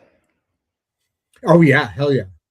Yes, so that's a big part of my religious journey as well. As I had about 7 years in the middle of all of that, where I was, because I was looking for something that Judaism ultimately gave me. The Grateful Dead didn't give it to me. I was looking for community. A lot of people did that. Yeah, I was looking for meaning in life, community, all these things, and I thought it was there, and I chased it. I chased it, and eventually I got to a cul-de-sac, and I realized, okay, what I'm looking for isn't here. I'm not criticizing them. Bob Weir just died last week. I'm not criticizing the Grateful Dead here. I'm still a fan of the music, even though I don't put it on so much, but I still like it. But all of that aside, I was looking for something that it couldn't provide to me, because the meaning inside the Grateful Dead doesn't have the depth as religion and things like that. No. And so when it was literally after Jerry died, and not long after that, Jerry Garcia died, I started to realize that I need to look for, there's more. I know there's more. And that's when I actually tried out the Eastern stuff, and then that didn't work. And then I'm like, wait a minute, this Jewish thing, this has been under my nose the whole time. I just never looked into it. And so I did. And then I got involved in some things, and I learned more, and suddenly, I'm doing the real thing.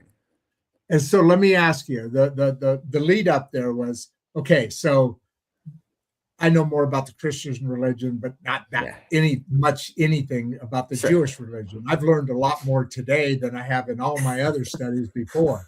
Last 2 days, I'll give it both days. But here's my question.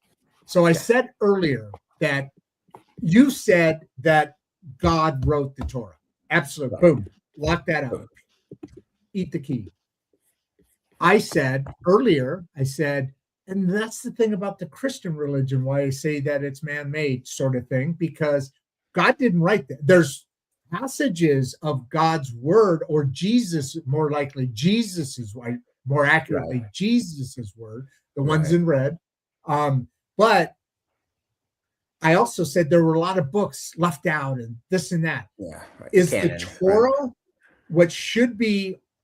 Because the Old Testament is not the Torah; it's a translation without a lot of books. Are those books here, but different? But is everything's there?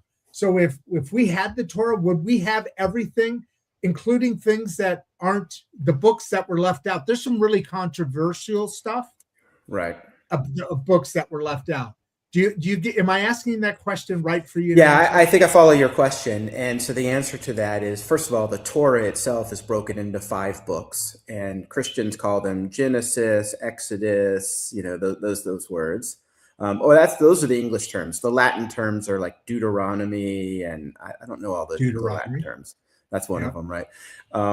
So I have to introduce a new term to you, unfortunately, to answer your question, which is Tanakh. And what Tanakh is the T stands for Torah. And then the rest of the word, I'm not going to explain how, but the rest of the word, it stands for Torah, the writings, which are the writings of some of our greatest sages from a long time ago, and the prophets. And the prophets would be like Isaiah, like the Christians are really into the book Isaiah, right? And so that's one of the Jewish prophets. So that's part of, so Tanakh is larger than just, but there's a colloquial term for all of that. And we just use the word Torah, quite frankly. So Torah has both a specific meaning, which is those 5 books, Deuteronomy and the others. Again, I can't remember the Latin names. You study all 5 equally? Like I would study the one Bible, same thing? Yes. Yeah. So all the books are in there. Go ahead. What we've done is we've taken those 5 books of Moses and we've broken it into 52 sections. Ironically, it was actually done by Christian editors way back when, but we follow it now. And these 52, it's like 52 equal parts, more or less. And each week in our synagogue on Saturday morning, on the Sabbath morning, the whole community gathers for a Torah reading. And we read that Torah reading of the week that week. And every single synagogue in the world is on the same cycle. Even religious, not religious, Europe, Israel, America, we're all reading the exact same thing on the same day every week for our entire life. You said that was 52 books, right? No, it's not 52 books. It's the book. It's the 5 books of Moses, the 5 books of Moses, the Torah, broken into 50. We call them parshas. There's broken into 52 parshas. I'm trying to make a joke. You're ruining my timing here. We're talking right now. There's a transition going on. There's 52. What'd you call it? Parshas. And very likely within the next year or two, we're going to probably have 52 states. Could be. That's interesting. I hadn't thought of the connection there. I mean, the 52 parshas. That's a total farce, but I was trying to tie all of us being together in this special moment, making it bigger something than it was. I like it. I know. I'm sorry. I didn't mean to ruin your timing. I apologize. To your listeners, I apologize. I think it actually came out pretty good. So did we finish at the end of the day, did we finish how do you balance faith traditions with work demands? So the answer to that is there's really almost nothing in my requirements, my 613 requirements that are impossible to keep in today's world. Now, amongst Orthodox Jews, there's sort of 2 groups. There's Orthodox and modern Orthodox, and the modern Orthodox focus more on how do we integrate, whereas the non-modern Orthodox ones, just regular Orthodox Jews, have a level of insular. They act insular to some extent. They put their kids in private day schools, and they live in big communities like Brooklyn and Baltimore and Cleveland. And so there is an insularness to it, but that's really more just life. And, you probably don't want your kids doing things that are like not you, like you would want your kids to sort of follow your path, right? And so the same idea, I think, applies here, too, is that we're stacking the odds ever in our favor that our kids will remain Jewish, which, by the way, with 3,000 years of persecution, we ought not be here anymore. I don't know if you've ever seen the famous Mark Twain quote, but Mark Twain has a very famous quote about this. Your listeners should go Google real quick, Mark Twain and the Jews, and they'll see the quote. And I can't quote it directly, but it's fascinating. The idea is we shouldn't be here. I just don't know it by heart. I don't know it by heart. That's all. But the quote, I'll paraphrase it, which is, what in the world are the Jews still doing on this planet? They have been persecuted left, right, up, and down for 3,000 years. There's nothing in my brain that tells me they should still be here. Why are they still here? Right? And we're still small, where there's only like 16 million of us. There's not that many. I mean, there's more Jews. The whole world. Oh, geez. How do we make all this noise? Has it always been this small, or we were a little bit bigger up and down? It's always gone up and down. We were certainly bigger before the Holocaust. He killed half of us. He killed half of us. So half of us, we're just back to our pre-Holocaust numbers again. But we grow slowly. It's just why? There's a lot of reasons why. Am I going too far? Is that a stupid No, question? In Orthodox Jewish families, the average Orthodox Jewish family has 6 children. That's what I thought. It's not that, but the average non-Orthodox Jewish family has less than 2. It's like 1 point something, and so Yeah. that's not a good number. They got to do a little better. Yeah. They got to keep them in the faith, right? And so, Yes, you're right. but the reason why we're still around is because we've done a lot of things through the years to make us continue to exist. Like, we don't want to disappear. We want to live. God, damn, And that's all that's going on terrible. the campuses and everywhere else. Just leave us terrible. alone. Let me go to my Yeah. campus and study. Why do you have to protest against me? What did I didn't do anything. If you're mad at Israel, do something to them, but I didn't do anything. I'm just a Jew in America trying to live my life. Leave me alone. Yeah, I know. That's crazy. Have you ever, speaking of that, let's just stay there for a second, because in my opening, I mentioned this. Has there been any specific things that you've seen that are not just bad? I mean, people give you a bad look, whatever. Anything that, for example, this is the kind of thing as just an American, I live in Texas, for God's sake. Any example, just one that points out that either one of your family members or friend or yourself experienced? I mean, so there's too many to account for in my life. Absolutely, I know. Like in 7th grade, when the guy punched me in the face and I was laying on the ground crying, and I'm like, "Why'd you hit me?" He says, "You want to know why I hit you?" I said, "Why'd you hit me?" He said, "Because you're Jewish." I'm like, "Whoa." That's like, I trust me, I didn't forget that story. But that's early in my life, and there's many in between. But just most recently, there was a group that protested my synagogue. They came out and they were protesting, standing on the street with bullhorns, telling us we're all going to hell. And I don't know how I don't know how that proselytizes. I'm not quite sure how that's supposed to get me to come over to your religion by telling me I'm going to hell, right? But fine, whatever. They've got their approach. I actually, on one level, I admired their faith and their ferventness and their love to get the word out. I did admire that.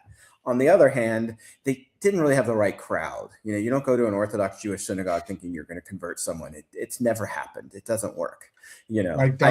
Somebody could give one example somewhere in life where it's probably happened, but it's like 0.00000% likely to work. And even if you go to the non-religious Jewish synagogues and decide you're going to protest them in that manner too, you're going to get the same results. It won't work. You can't get us that way. The only way you can get us is to fully make us assimilate. And so we, back to the last question, but we have found a way, I believe, to assimilate just enough not to spark everybody's ire, but not so much that we disappear, that we just blend into the population and we're gone. And so there's a balance that has to be done there. If you're too insular, they don't trust you. They feel like you're criticizing them with your insularness, so that's not our goal either. There's a balance in there somewhere where we have to do 100%. the things to keep our faith, and yet we do live in the modern world, and the Torah even adapts to the modern world as well. We can still look at the book and say, but this is what it really means.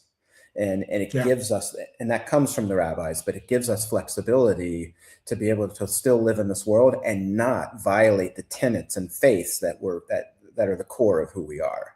And so in my case, what it practically means is whenever I get a new job, I have to tell the boss, hey, listen, I've got to leave a little early on Fridays because I'm Torah observant, which means no work. And I don't do any creative activity on the Sabbath. That's really what it is. It's not engaging with technology. It has nothing to do with that. You can engage with technology all you want. The bottom line is you don't do something that is a creative action, because God created the world in 6 days, and on the 7th day he rested, meaning he stopped creating. And so we emulate his ways, capital H, by doing the same thing. We work hard all week too, and then on the 7th day, we refrain from working. The only thing that's complex about this is, what does working mean? And then we've had thousands of years to argue and debate that, and our practices come out of that. And we still continue to argue and debate it to this day. That's kind of where it's in our nature. Well, so staying with arguing and debating, the next couple of questions kind of get into Agile learning, into the L EAF Lab. Here's some some discussions we can pull back, and folks, people are asking the questions. This isn't a commercial. But David here says, can agile learning work inside? And I brought this up. This one's been sitting here for a while because we spent a lot of time on Judy. Yeah. We're at an hour and 35 minutes. Can agile learning work inside traditional school systems? We already know the answer to that is yes. There's examples. Take that question. It's what we're doing. At the end of the day, the LEAF Lab's work is agile. That's the methodology. That's the core driver of what we're doing. And so, yes, we believe that it can be done, and actually is a fantastic way for students to learn, because guess what? Even companies that don't call themselves an agile shop all have some level of agile, Scrum, continuous learning, things like that. They're all different versions of the same thing, and they're doing it. Why are we not giving the students the opportunity to try that out before they get out of school as well? Because if they're doing it in the companies, where else are you going to learn it except in school before that? And so it not only can it work inside the traditional school system, that's the best place for it, because the traditional school systems have the majority of our kids. I don't know what the numbers are, but it must be 90% of the kids go to a traditional public school in America. Less and less. Whatever. I know. Ohio just because they're not doing this. That's why it's less and less. It's because they're not doing this kind of stuff. They're not rotating to that. Not to mention, critical race theory being taught in schools and things like that. But that's a subject for another day. I know. That's a different show. I'll take it even further. You said, and try this out, the agile learning, and even one step further is, because of what you said in that same statement, in that when they get into the workforce, they're all doing agile learning, but might have a different name, but they're doing it. Instead of just trying it out, now you can be experienced in it and let companies know, oh my God, that's exactly what we do. This person coming in isn't going to have to go through the same kind of training program because they already are doing it. We had a student recently who with a liberal arts degree got a job in the finance department of JP Morgan, the big job, right? And the first thing they do with everybody when they join the organization is they put them through 6 weeks of agile training. It's part of their methodology. And this particular student was able to show them that he already had all of those capabilities and competencies. He showed them digital proof from the LEAF Lab, of him having done agile projects and things of the sort. And they said, you know what? We're going to put you on a team on day one. We're not going to put you through the 6 week training first, because we believe you might actually be ahead of some of the people who had our training. And boom, so I think that's an example of where, yes, let's get the LEAF Lab in the schools. Let's get it in the schools now. The public schools, we can start with high school kids, certainly colleges, all of that. So David's following up on that, not necessarily purposely, but what inspired the creation of the LEAF Lab? That's a great question. Yeah, I know one of my co-founders talks about COVID, and like when the schools completely, it came so fast, they weren't ready for it. And we all know that just about every school in America failed in their first 6 months of trying to teach anything to these kids. I mean, and for some school districts, like, I know a family member in Austin, it went on for like 2 years. Like they didn't shut it off. They didn't let people get back to normal forever. I same think in Chicago. Chicago, same way. Yeah. Forever. And so one of my co-founders had to do with that. He called up the schools and he's like, look, I teach Agile and we could get you guys back up and running in like 10 days here if you'll listen to me. And they wouldn't listen to him. And so that was his genesis for the LEAF Lab. Me, I grew up in corporate America. I was a recruiter forever in corporate America. And all my time recruiting these people, they would come in, and the feedback I would hear from hiring managers after they joined the company was, smart kid, I picked them for a reason, can't do anything to help me right now though. Like it's going to take forever for this new hire to come in here and be helpful in this company. We got to train them all over again, basically. What if we could just shift that to earlier in the conversation and say, it's the junior high school teacher or the high school teacher who says they don't know anything. We need to teach them. Well, that's what we're here for. That's what we're doing. So that's what inspired, for me, that was my inspiration, is all that feedback of, I got a new hire. They came from Harvard or wherever, and they can't do a thing. They're totally useless to me, until I teach them how to work. And so we're trying to fix that. That's what I wanted to. That was my inspiration for the creation of the Leaf Lab. And just to stay on that, when you talk to them about teaching them to work, and it's life experience now. It's taking what you learned so far in high school or college and applying that to actually being ready for adulthood. And I talk about, we can't wait until they're adults to start teaching people about adulthood. They're walking into that life blind. But I want to ask you this. And adults learn so well, like our brains they're not sponges. They're more like as I said, why wait until adulthood? Why not earlier when the curiosity still exists? Yes. That's important. But added to that, if you're waiting all the way till then, now you're starting from that point. If you start from earlier ages and start just introducing the concept, building blocks, just like it's math or just like it's English, right? You don't the fifth subject, right? Yeah, exactly. You don't learn calculus in kindergarten, right? So let's do this. This is a curious one. Ali Moore has here. Yeah, not quite sure about it. Okay, so you read it. How do students respond? How do students respond emotionally to project-based learning? So what's amazing is it ties into exactly what we were just saying, that their brains are sponges. They're in a different place than us, but it's pretty simple to them. If you tell the kids project-based learning, experiential learning is the key to success, they're all they need to do is trust you to hear that message, and then maybe they'll take action on it. Meaning, I think our traditional ways of teaching and learning are not project-based, and it's what most schools are still doing to this day. It's the way we've always done it. And those kids I don't think there's many classes that you take, literally classes, not the whole thing, just part of one class. Do you do project-based management of any kind? Right. And that's an interaction with a teacher that's only really looking at grading your end results and not giving you mentorship of that along the way. That's a big difference in what you're doing, isn't it?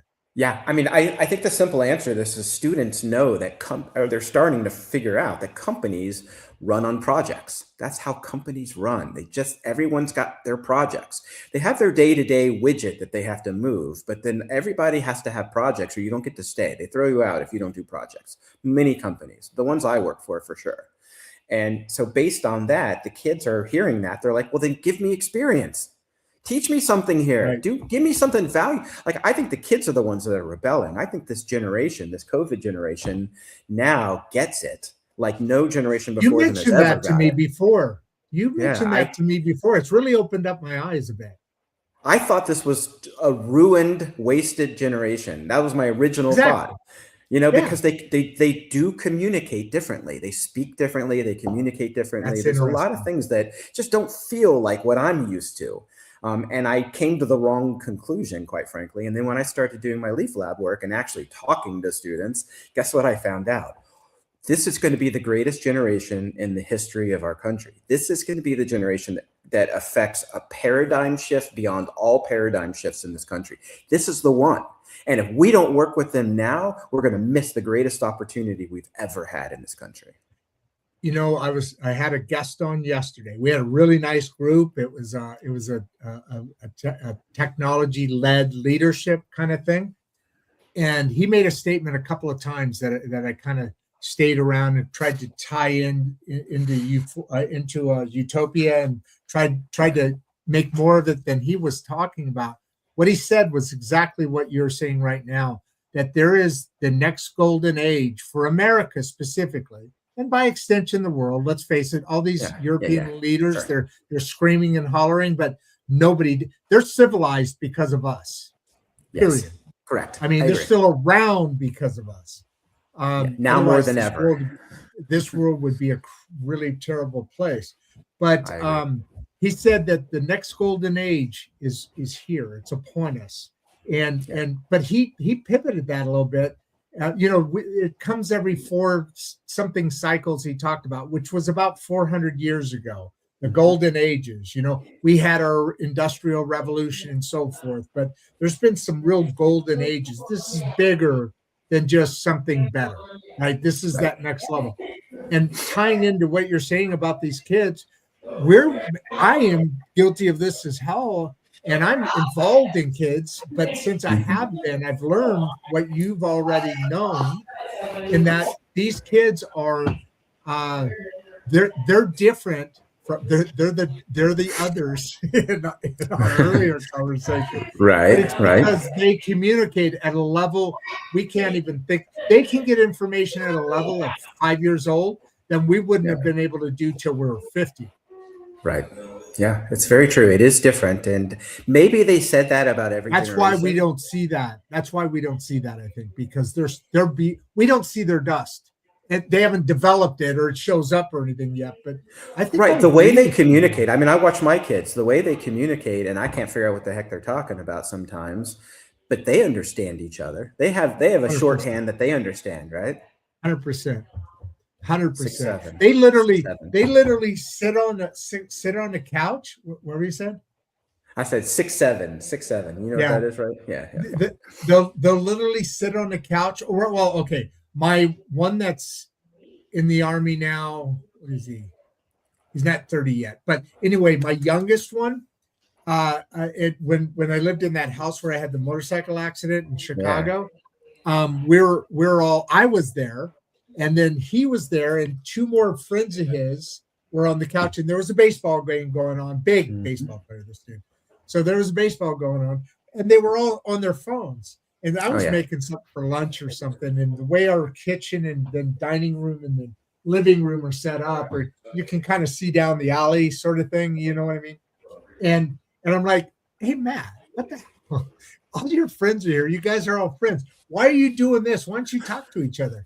He looks over at me and he looks back at them. They all kind of giggle. He goes, we are talking to each other. We are. I knew that was coming. Communicate. That's how they communicate. God. I know. And get a 19-year-old to make a phone call. Good luck, right? A 19-year-old's not going to make a phone call. I don't either, get any of those to email you. Try and get any of those. Just say the word email, and they're like, they're like, what's why? Right. Yeah. You ever seen the videos of the kids trying to figure out Have you seen the video of the kids trying to figure out a rotary phone? Like it looks like some nice sort of like affluent suburban house, and they give the kids an old rotary phone. They're like, call our phone number, and the kids are like, and it takes them like 10 minutes to figure out how to make a phone call on that thing. It's hilarious. Oh yeah, there's there are different examples like that. There are a different beast than us. And the hardest thing, and kids are always different than the adults. There's a generation gap, so to speak. Right. But this one's way worse because of everything we talk about with AI and all that stuff. Yeah. I want this in. It's and faster, way faster. They're running circles around us so fast we can't see them in some cases. We mistake it for there's something wrong with them, but really there's something very right with them. And I get to see it every day. That's my job, as I get to see what's right with these students all the time every day. And I love it. 100%.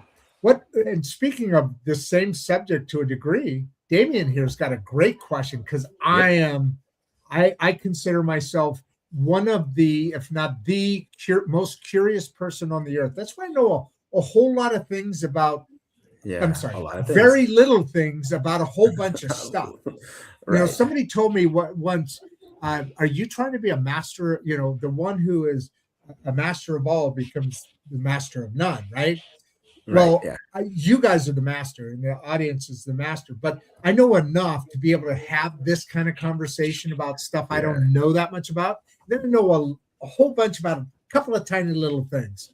But how does curiosity play in reducing fear and division? This is good. This gets into education. Yeah. So you're going to be so upset with me that I can answer this in like 10 words or less. Because normally it takes me 10 minutes to get my idea out. I know, but I can answer it with this: in the lab, but this is a philosophy. This isn't a plug. in the lab, we do not believe in failure. We only believe that there are experiments. And so there's no such thing as failing. If the only failure there is to not do. But if you're doing, you come up with a plan and you're executing against that plan and you're measuring against it along the way, and you get to the end and it's not what you thought, it did not give you the result you were looking for, you did not fail.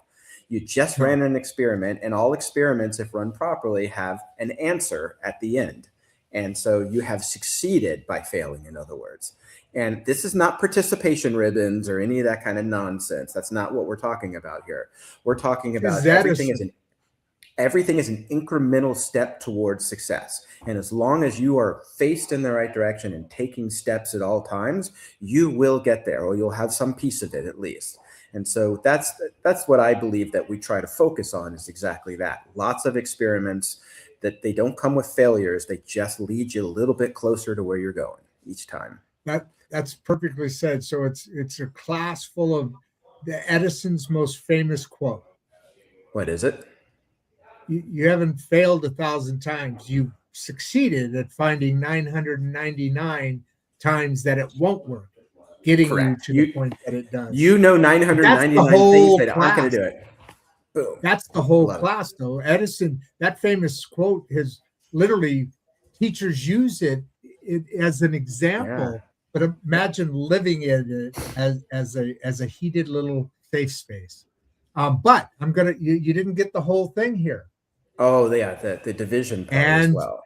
Division, because here put the question back up so we can all see it. Times curiosity. No, wait, wrong one. Next one, I think. Yes, that was it.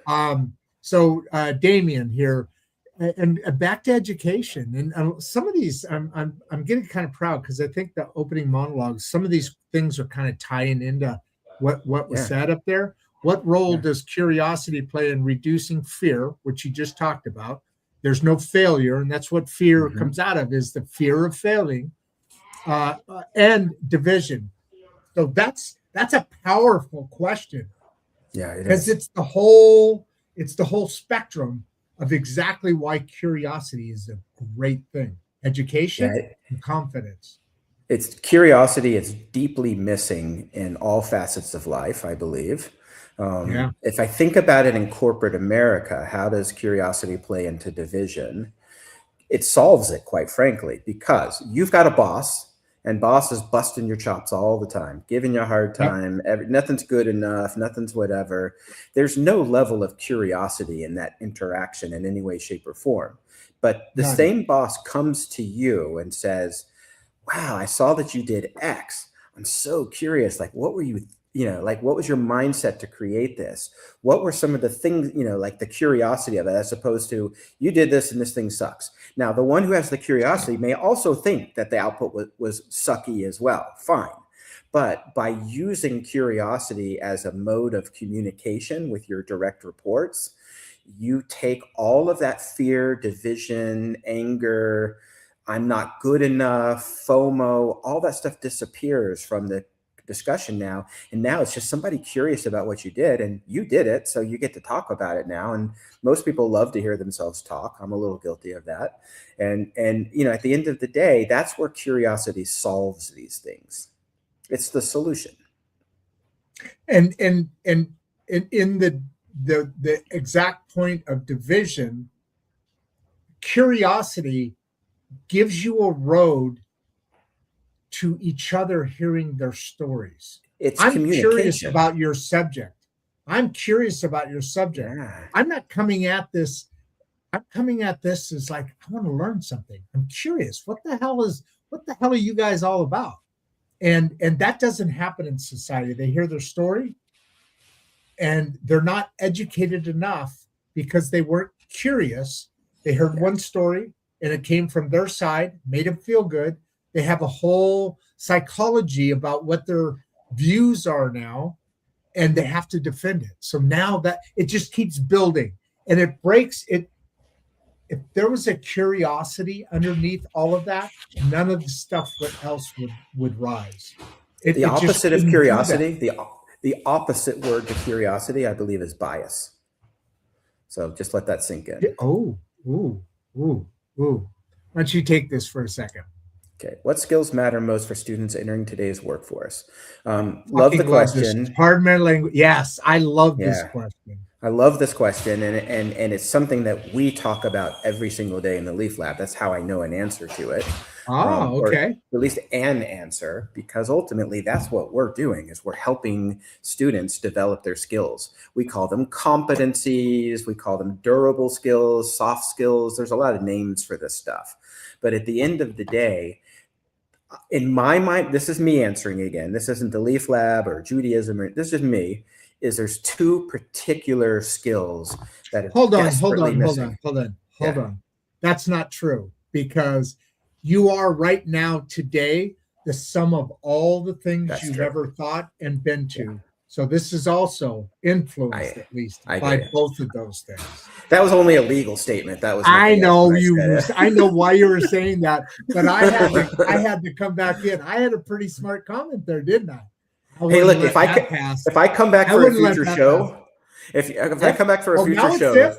Hold on. At the beginning of the show, it was, we got to do another. There's so many. I know. Now you're saying if. That's only if you invite me back. That's only if you invite me back. Come on, Penny. What am I doing? I'm yes if you invite me. Don't worry, I'm a yes. But if I ever come back, when I come back next, when I come back next, I already forgot what I was going to say, so we can move on. Oh well, wait. What were we talking? I did. I literally forgot what I was going to say. But I will say this: that I want to answer two things to the question, though, and then maybe we'll think of what I was saying. This is what it was about. It was about this is it's not Judaism telling me, it's not the Leaf Lab telling me, and then I cut you off and went to that. Yeah, I think you'll get double the listeners next time when I tell you that I did not ask my co-founders for permission to do this show. I just did it anyway. And look, your listeners are following what's going on as we are talking about the whole thing. Whether it's 100%. Leaf Lab or Judaism, it is all connected, of course, because it is. The way I behave in the workplace and the way I behave in life is as a Jew. As a matter of fact, that yarmulke on my head, why do Jewish men wear yarmulkes? Great question. Yeah, it's a great question. A lot of people, the usual question I get is, how's that thing stay on your head? And my answer to that is gravity. But then for the question of why do you wear it, the reason why I wear that's a reasonable question, by the way, for somebody. It is a reasonable question. How's the thing stay on? I never asked it. Yeah. It just sits there. People with hair sometimes have clips. Okay, fine. But I think that the real answer to the question is, let me kind of think to put this together here. Ooh. Yeah, I know. It's a good subject, but the reason why we wear the yarmulke on our head is to remember that there is a power greater than ourselves. And as you know, the humankind is not always good at remembering. It's sort of a natural inclination to put ourselves at the top of the chain, and then everything else fits into it. My family fits into this box. God fits into this box. Country fits into this box. But I don't do it that way. When people say, what's important to you? God, family, and country. Family, country, and God. But then I always say, but not necessarily in that order, because I have an order, and it is God. God's number one. And then, from there, then I can start talking about the constructs of how does family work into that? How does my religion work into that? How does my daily behavior? When I worked at Dr. Pepper Snapple, I spent 5 years at Dr. Pepper Snapple. Big office, sea of cubes. It was like a cube hell. If you can picture cube hell, it was worse than that. They have since moved to a new building. But when I would walk up and down the halls for meetings, sometimes it would be a 10-minute walk to get to the room where the meeting was, big building. And I was always aware that if I did not smile as I walked down the hallway, because I have a yarmulke on my head, and there were 2,000 people in the building, and only 2 of us had yarmulkes. And I was perfectly aware that all other 1,999 people knew that there's 2 guys in the building wearing a yarmulke. They know. You just can't miss us. And I also felt like every time I walked across the building to go to a meeting, if I wasn't smiling when I walked, I was afraid that someone would look at me and say, look at that Jew. He's probably, look at his face. He's probably conspiring to take over the world or to take over Hollywood. Well, we already did that. And so I felt an obligation because I had this on my head, to have a pleasant look on my face as I walk down the hall, so that people would say, oh, look, that Jew has a very pleasant disposition. He's not like the people the news tell me that are genociding people and stuff, which, that's a subject for another day. So yeah, that's crazy. So back to this, we were talking about a little bit, and you know this best because you hear it every day, and because of your work with the Leaf Lab, you and your partners, founders. What skills matter most for students entering the workforce? Now, obviously, project management is at the top of that, but also interaction. There's a number of other skills that I'm not an expert at any of this stuff. So this is a perfect question to, again, not to plug Leaf Lab, but to understand of the kind of person, student you're looking for, and what their may, compare it in that way, so that, okay, so you're a student, we're going to want you at the Leaf Lab because of what you want to aspire to. What does that look like when a student comes to you? And in there, what are the best skills you're having them experience through Agile learning and learn instead of memorize? Put all that together and answer this question, would you? Yeah, there's 2 or 3 things that jump out, and just the word agile, the agility to be able to shift midstream that's an incredible skill that not everybody has, and that we certainly work on that. There's 2 others that jump out at me always, and I've already said them on the show, I bet. One is collaboration. Collaboration is just very, very difficult for people in corporate America. They're not good at it. And so collaboration is a critical skill for success for people entering the workplace today. The ability to work in teams, and even more specifically, distributed teams, because nowadays, a lot of times your coworkers are in other states or even other countries than you.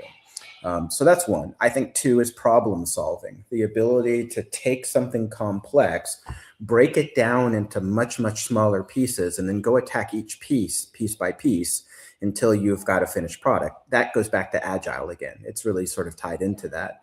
And so I think in those sort of 3 things, I think you find what are, in my opinion, are the most critical skills that students need to develop before they get into the workplace. And because those are the ones that are missing in the workplace with early talent. Between you and me, a lot of the experienced talent's missing it as well.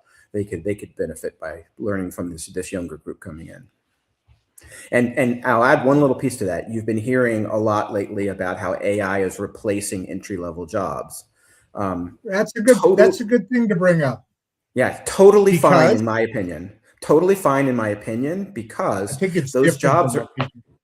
Oh, see, I look at all those entry-level jobs are like data entry, that they don't really require a lot of thinking. And why do those entry-level jobs exist? Because companies want to give their new hires time to sort of work into the program or whatever. But if you've already gotten all that training before you go off to the workplace, you should not have to even need one of those entry-level jobs. Now you're coming in as the expert. You probably know how to use AI as well. We use a ton of it in the lab. And that's a different skill set. So you may not be coming into a higher job title, but you're definitely coming into a higher job when you've got those skills coming into the workplace. So I want to address this next question because I'm really excited about it. But you said, before we step over to the next question, hang on there, Cody. You said 3 things. I only heard 2. Did I miss project management in there? No, Agile was really the 3rd one. And I'm not talking about Agile as a methodology. How are you talking about it? How are you talking about I'm talking about Agile as the colloquial meaning of the word. Agile. I can shift, right? It's just agile. Just changing gears. The ability to say, I've been experimenting and now I'm starting to get the idea of where this is heading. It might be time for us to shift gears. And rookies have trouble when they're on a thing and they don't know what's going on in the world to shift. And they probably can do it, but I think the system has been created in a way. Personalities can. I think personalities in the extremes may be able to. But what's keeping them from having the skill is not themselves. It's the system that they're in that does not reward that kind of agility. You become not agile especially when you're new, because you're rigid, and you're rigid because you don't know. You see the light here. It's like you have a pin light. You see the light here. You maybe should be going this way. You should be agile to be able to, but rigidity, non-agileness comes from inexperience, and that's natural. That's natural. But I think it's more than that. I think that I agree. It comes from the inexperience, and that is natural, yes. But then you drop them into corporate America, into a job, and it doesn't have to, it could be the trades, it can be retail, it can be anything. And then when they get there, the system itself doesn't reward any type of agility. The way I like to think of it, this is not a political statement. It just happens to be politicians. But if you remember when George Bush was running the first time for president, the son, George W., he was criticized by the press for being a flip-flopper. That was a big deal all the way through the Gore year. That was the kiss of death, as if you flip-flopped on an issue. And one of the things that I personally believe that Donald Trump does really well. They do all the time now, which a lot of them do all the time. Donald Trump flip-flops every single day. Right? I'm going to invade Greenland. Really, I just want a radar system. But all that flip-flopping that's his special power. It's not really flip-flopping, it's agility. We have a dirty name for agility, flip-flopping, and then we have, a nice name for agility. Yeah, but the difference is ingenuous or disingenuous. Yes, okay. That's the difference it is, right? I don't mean to say that, but remember in Texas, he's thinking he's playing chess with when everybody else in the world leaders are playing checkers. He's playing four-level chess. He knows what he's. You remember Beto, right? You remember Beto? Beto. Yeah, his real name is Robert. His real name is Robert Francis. So let's call him Robert. Yep. Robert, he made the statement over and over again for years, saying that he was going to, if he was in charge, he would come into our homes and take our guns. Forcefully, if necessary, whatever it took, he was going to get every gun out of every house in Texas. That was his plan. And then when he actually started running for the Senate, that was the first time when he was running for a House seat or something. Anyway, when he ran for the Senate, that suddenly was gone. That was a flip-flop. That's disingenuous. He knows he can't win an election in Texas with a view, no matter if you're Democrat or, because Democrats in Texas have guns too. It's not like New York. And on top of that, when it becomes disingenuous, he's only saying that or not saying that. It's not about what he believes or what he would do. It's about what can get him elected. Yeah. Campaigning on the polls only. We know that Trump doesn't campaign on the polls. That's for sure. Oh my God. He's not afraid to do something unpopular. You know what's awesome about Trump is he's not afraid of what anybody thinks of him or says. Right. When you can go out into the world and not be concerned with that, you have Donald Trump. Lame duck status is beautiful. How do you treat how do you teach everyone to feel like a lame duck? But the lame duck is the negative way to say that. No, I did disagree. And lame duck, but a lot of presidents in their lame duck years, they're not active. They take that role on, they maybe get some pet projects through. They pardon some people, or they're thinking about their legacy. And they're thinking about their library, their legacy.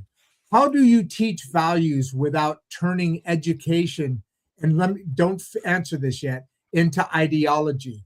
Before, when I was talking about people that get caught up into something, and then when it becomes their ideology, it becomes the death of them, because now you're stuck. Your ideology is you, and it could start really sounding stupid, but now when somebody says something to you about it, now they're fighting you. That's why that's probably the biggest reason now it's devolved into this. So when your political beliefs become an ideology, and that's why I love this question. I've been waiting to put this up. How do you teach values without turning education into ideology? And think about this carefully, because teach values. People have a belief, a value that, what did you say? Diversity, what's that called? DHI? Is that right? DEI, diversity, equity, inclusion. People have values that believe they're doing something better, and that has turned into a ideology. Yes. Now, anything that's set against what that belief is, now it's a personal attack on them. And that's why we're in so much danger today. And that has to do with education. So I cannot say that any better than you just said it. I don't want to, I don't want to. Yeah, you nailed the answer. I don't know that I want to add anything to that. That's all right, exactly I'll take it, right? And again, part of it is don't talk about the ideology. Just go do the work. The ideology trails. You know? Well, and that's where the danger comes from. And why I like that question that Cody said. The values trail is what I meant to say. The values will trail you if you're doing the right activities. Absolutely. How do you intergenerationalize conversations, change, learn? Okay. How do you do intergenerational? We talk about that a lot because, we have Emma Lynn and Grandpa Rodd. And that's where that theory that push came from. This is a great question. How do you intergenerational, it's hard to say, conversations change learning outcomes? That's all you, man. Yeah, they definitely do. And this whole game we play of trying to put everybody in a bucket, and in this case, a generational bucket, and then making assumptions about people based on that, on the face of it, kids coming in. Yeah, on the face of it, that's wrong because you fall into the trap I fell into. This is the wasted, ruined, loser generation. Guess what? I was literally 180 degrees from the truth, I think. So true, so true. The one little quick thing I want to add on this idea is that I think it's the responsibility of the older generations, at least now. I don't know about in the past, but right now, the responsibility is on us as the older generations to get with them as the younger generation, because they're going to be driving the car now. They're already driving the car. All the entrepreneurs and solopreneurs and all those people, they're all 24 and younger. I have a cousin of mine who is a venture capitalist, has many, many, many brands under his thing companies he started, like Grubhub, for instance. And he tells me, he's like, he says, it's very unusual to me to see someone like you, he was 50 years old and trying to start not just a business, but a whole industry almost, to speak. He says, it's just unusual. He says, everyone I deal with is he says, I had a meeting this morning before I met with you today, 2 16-year-olds who are running $1 million business, and it's like, so I think it's time for us to get off our high horse and say, we were great, once upon a time, and we still are great, but we will continue to be great. We listen to the generation. Well, that last part I totally agree with. I don't even agree that we're getting off including us. We're not. I think we're starting to understand how much we don't know. When I say we, I mean generation. My generation. But I think a lot of it is they just don't know. I think people are starting to realize people don't talk to teenagers and 14-year-olds unless they see them in the news or whatever. And about this stuff, maybe their close family might, but then their close family doesn't know how to explain it to their friends. And so I think there's just a lot of, it's not even they're the others at this point. It's a lot of this stuff's going by them and we have no clue. It's just like living clueless in the world. Now you're going to love this question. You're going to love this question. What makes LEAF Lab different from, and here's the key, other innovational models, which there are.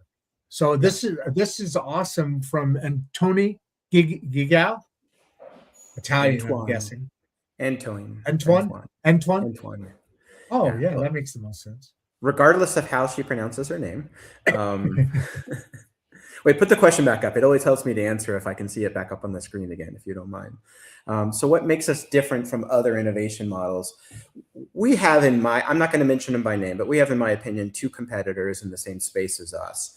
And both of them have different varying levels of, they find the work for students to work on. They find the students who are going to do the work. And in both of those models, they essentially throw them together and they let the people at the work do all of the mentoring, coaching, and challenging. where our model is different is we provide coaches to those students. So we take work from the company and we pull it away from the company. The company just becomes a stakeholder now who should only be sort of spoken to from time to time with updates. But what they're doing in our innovation lab is they are getting sort of dirty in there, but with our coaches. So these are Agile coaches, most of them, and they have the capability of really teaching these competencies and skills. Do we really trust a manager or a director at a company to really know all of this high level learning that we've been talking about for the last 2 hours? Do we really trust them to go deliver that now? So I think that's the flaw in the other ones' plans out there. I think where we stand apart is that every single student is first of all put in a team. Now we're working on collaboration, and then every single team is assigned a coach who is with them for the whole journey. And where it plays out typically is that if the students meet twice a week on a Zoom call, the coach will dial into the first 5 or 10 minutes. How are you coming along? Where are you stuck? Did you think about this? Did you think about that? They don't ever answer for the students. The students got to figure it all out. But they'll ask them questions that will get them thinking in the right areas and move them along. Critical thinking. The students are never abandoned, in other words. And I feel like our competitors abandon the student at the most critical junction, which is during the learning. They do happen to be better than us at like getting clients and, to pay money and stuff. But hey, we're not doing this just for the money. We're doing this to work with a generation and make a better world. I think this is a pretty easy question also for you to answer. It's very literal because it's how you're built on versus how the current educational system is in its current role. We talked about this. I think this is shifting. Hollywood is kind of the guy we were talking yesterday, and we were talking about Walt Disney and the story about Walt Disney, and he opened it up by talking about some of the great Snow Whites and some of the many others that came along through him. But it was making a different point I won't go into. But that is all now being destroyed by current Hollywood. For instance, the current Snow White. And my point is, I think the wokeness in the world is definitely shifting. I hope the pendulum doesn't go too far that way again, instead of being where it should be. And but the point is that while that's true, there's still some stuff. Making a movie is like making a car. It's 4 or 5 years in planning and staging and then making. There's a lot of pipeline that still has a lot of that crap in here. But I also think that the educational system is starting to lose some of that wokeness as parents are waking up. Finally. And your school or your system really kind of focuses the reality of importance, which there's a big push now for preparing your kids for life, not in college, before that. The workforce and moving them up. You want a head start? Jump on what you're doing at Leaf Lab. So to the point, can you read that? Can you read based on what I just said? That's why I said it. Read that for me, would you? So how do you help students learn how to think, not what to think, right? And you nailed it. There's a particular dogma that seems to exist in the schools that is pretty homogenous, and it's all about telling them what to think, not how to think. And so the way you learn and how punishing them and punishing them for not thinking how they're thinking, which is the way they want you to think. So what I've learned in the Leaf Lab on this subject is that if you tell the students what to do, they will do what you tell them to do because they're trained, right? They've gone to school. They've been trained to do what they've been told. And that's a skill set, but it's not the skill set that makes you successful in the world necessarily. So step 1, never tell them what to think. Step 2, don't solve their challenges for them. Let them solve their challenges. Step 3, you may see that they are going down a path to failure. Don't stop them. Let them fail. Let them fail when the consequences are low. In the Leaf Lab, the consequences are low. If you fail, remember, there's no failures, there's only experiments. But if you fail in the Leaf Lab, nobody comes to your house and beats you up. No one keeps you from getting a job. As a matter of fact, you probably still can get a job because you just say you were in the LEAF Lab. They don't even know if you were any good or not, but they will because we build digital portfolios. But so, how do you do it? You just let them go out and fail. You let them do it. And then you ask them questions at the end of the failure. What do you think led to this? What do you think led to that? And that teaches them how to think. That's what is needed more than ever. Not only just needed more than ever, society sucks right now. And I think we're coming the right direction, but all the fundamentals of being a successful society have been attacked for decades, and we've kind of let that happen and erode. So it's nice that all that's kind of coming back. I do want you to read Baz's comment. Yeah, I love that. Great show already. Love the depth of this conversation. I've never done a podcast like this in my life. I love the way your brain works because like the way we've been sort of blending in life and faith and school and all that. It's something that's not done in the public arena very much. Nope. But it is part of the roadmap to success, in my opinion, is being all of you. Don't just be part of you. Oh, mwah, mwah. Exactly. Could not agree with you more. We always talk about bring yourself, be authentic. We always talk about building yourself from the inside out. That means nothing but all of you. You got to be there. Why don't we see what David has to say for you here? Oh, he must be thinking the same thing. Thank you for creating such a thoughtful, respectful place. Well, we're trying to do that, I think. We're hitting some subjects that people can go way off the rails on, I think. It is possible as human beings. Like we just had Thanksgiving and the holidays and all that stuff. And the vast majority of my extended family has completely, entirely different political beliefs than me. And we've had a long-standing nobody talks politics or religion when we get together as a family.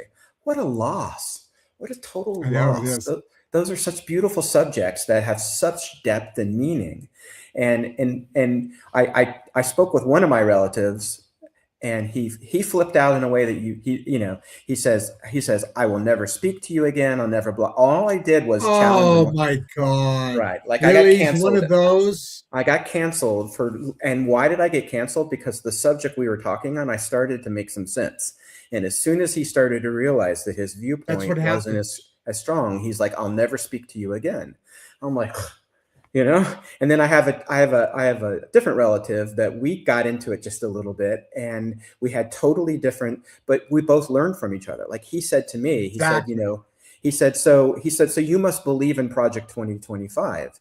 And my response to that was, I've heard about it because I know the liberal media keeps talking about it. I've heard but about I'm it. Not even, I couldn't tell you what's in there. He says, come on. He says, that's your reason for existence. You know what's in there. And I'm like, no, I've never, ever seen what's in there. I have no concept. I just know that some people hate it. Right.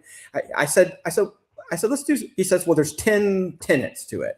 I said, great, pull it up, Google it real quick, pull it up those 10 things, and let's see how many I agree with. Not Republicans or this or that. How many do I agree with? I only agreed with 6 of the 10. 6 of them, I was like, yeah, that's about that. Nailed it. That's how I think. And that's the policies I want. And some of them, I was like, that's not true at all. That's not how I think. And I don't think that's how anyone I know thinks. Like, and they're probably the weirdest ones, right? They were the ones that were the extreme, right? The 4 of course, were the ones that were extreme. And that's why they say all of us, which I've never seen. I have no idea what it talks about, nor do I care, because all the Republicans were saying this was a think tank thing that somebody did for a previous election, and I'm just thinking Russia hoax all over again. Build something up that's totally different and make it the truth, because you're screaming that all the time. So let's go here. What role? A couple more questions here. By the way, we're getting close to, I think, the end of the questions, because they kind of start dumping off when the people are starting to dive out. They're like, they've been on here 2.5 hours. Because we've been going for like 2.5 hours, right? Right, exactly. So I get it. But the question here is what, and I love this question. I mean, these are the questions that just came in, so maybe there'll be. But what role does empathy play in educational design. I'll go before you answer though. I think of instantly. There's a lot of studies going around now that a lot of experts are coming on and talking, and some of the other parts of our lanes talk about education, of course, and mental health and different things, right? So what's coming out now, and speaking of empathy in education in design, children at the age of kindergarten and 1, 2, boys are a lot different than girls all the way up. Obviously, some people are going to say different. I don't want to talk about that. I know. But what happens is, how many boys were ADHD diagnosed? It started to get crazy wild. He just can't hold on to himself. He can't take care of himself. He's all over the place, this and that. He's got ADHD. No, men have testosterone, and it's huge at that 5, 6, 7-year-old. It's like girls with estrogen when they're just getting in their times, they go freaking weird. Well, boys have to do something. They have to run. They have to pound on stuff. They have to climb in trees. Girls are okay. Yeah. That's the problem with the educational system. They should know that. They don't. They don't. And they even if they know it, they purposely ignore it and they fit it into the box that they want to fit it into. It's easier. They don't know. Most educators are women. I mean, I'm not being sexist. Sure. No, of course. Most bridge hangers are men. So, there's things. So they don't know what a min is and too lazy to figure out why. Oh, no, it's just ADHD. Give him a pill. He'll calm down. You don't have to deal with him the rest of the day. Boy, they bought that. Bought that like crazy. Anyway, go ahead. So what role does empathy play? Sorry, this thing just really irritates me since I've known it for the last couple of months. And a bunch of experts have talked about this. Play in educational design. Yeah, so it plays everything in because, I mentioned this a little bit earlier, maybe it was on a different call I was on earlier this morning, but the idea that there's plenty of time for these students to learn how to be screamed and yelled at in a corporate environment. Lots of time for that. The rest of their life, they can learn how do I react to being screamed and yelled at by my boss? Empathy is the way I think of not screaming and yelling. And I actually have a very, very personal thing I can share in this area, an example or a story for you. And it's my work with my co-founders. So my co-founders preceded me in the business. They were running for quite some time before they invited me in, and the business has changed a lot since I've been here. When they invited me in, what they like to say now is they invited Wes to join the LEAF Lab as a co-founder. And as you may see now, my name is Pinny. Well, the truth is I was given both names when I was born, and I was a Wes my whole life. And then only recently did I become a Pinny. Fine. And it's a boy's name. I want to make that clear. Pinny. It's a boy's name. So I wasn't very good at this for the first year and a half I was working with these guys, and they were disappointed. They were like, and so actually one of my co-founders told me this morning, he says, we brought Wes into the lab, and for a year and a half, I was wondering what we were doing. And then something shifted in me, and I became Pinny to them now. And now they only want to work with Pinny. They don't want to work with Wes anymore because he was no good, but Pinny really gets stuff done. All of this comes around this idea that I was dealing with so much corporate trauma from all 20-something years in corporate America, from a lack of empathy, from leaders and managers that manage me with a total lack of empathy. The same is going to apply in the school systems as well. And what changed is at about a year and a half, I realized my performance was so low, and they hadn't fired me yet. They hadn't kicked me out or taken my shares from me or whatever. And I asked one of my co-founders about it once, and he said, "We're never going to fire you. we're just going to work with you and get you better and better and better. And then something flipped somewhere and I became able to do the work that I needed to do and more. And now they say, oh, you're an inspiration and blah, blah, blah. And that's great. Fine. I'll take it. But at the end of the day, it's all around this idea of empathy. He showed such empathy to me because he learned that the thing that scared me the most was getting fired, because it's happened to me so many times in my career. And what he learned was just to show a little empathy to me, and my performance went through the roof. Exactly. When he gave me a little space to fail. I thought that I didn't have any room to fail. And if I ever failed even one little time, my experience has been senior people go in the hallway, they have a quick little discussion about that failure, and then you're on your way out in 10 days. HR contacts you. And that's been my experience. Like, give me a second to develop in this role, right? And so I grew into my shoes because they showed that level of patience and empathy, and they're going to benefit now. So did they get as much out of me in the first year and a half? They probably would have liked more out of me. Our business would be faster, richer, all those things maybe, but I wasn't ready. But when he showed me that level of empathy, it just relaxed me. And when I relaxed, I could perform now. And he knows that. So he's not going to scream and yell at me ever, because he knows that my performance goes down when I get that kind of pressure. And he knows that if he can give me a little space based on the things I know and I've learned, I'm going to perform. And what the Leaf Lab is, and let's not pile back into a whole commercial thing here, because in the closing monologue, I'll also talk a lot about some of the. But I'm in the Leaf Lab too. As an owner, I'm in it, so I'm living it. So before we leave, and there's only a couple more questions left here. Yeah. So we're kind of wrapping down. We can tag them, but before we leave, would you jump in there? I'm going to set up the next question here and talk about a few things. You see the private, you see the private chat. You stuck something in there earlier. Put in your contact information, because as you also know, somebody may come here in a minute after the show, a year after the show, a week after the show. And I don't always keep up with the comments after the show, that are there. It takes me some time. But if they have your contact information after they watch it, wish they would have been on here and said, oh my God, I would ask them this. Now you got it. Yep. So what I'm interested in here is the Leaf Lab is based on, basically it's built around the empathy that you're talking about there. And we talked earlier about some of your, what you would call differentiating approaches, like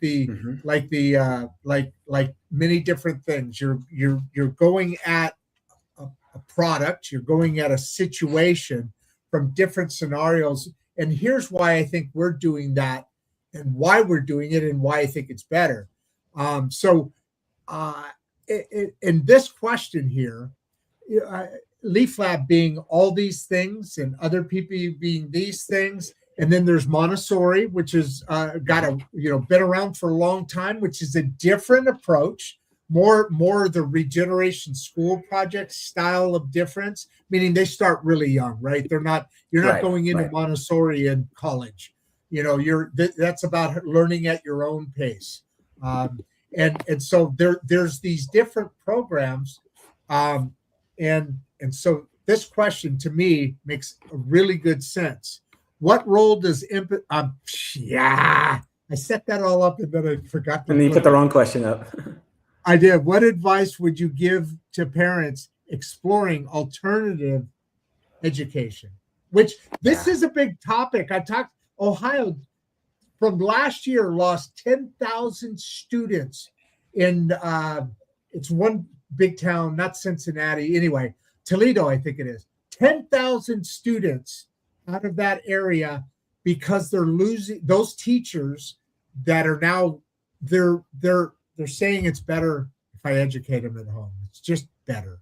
It's so bad now. How do you say? These are big challenges because the system is so big, and these are big challenges because the system is so ingrained of that's not the way we've always done it. That comes up a lot, right?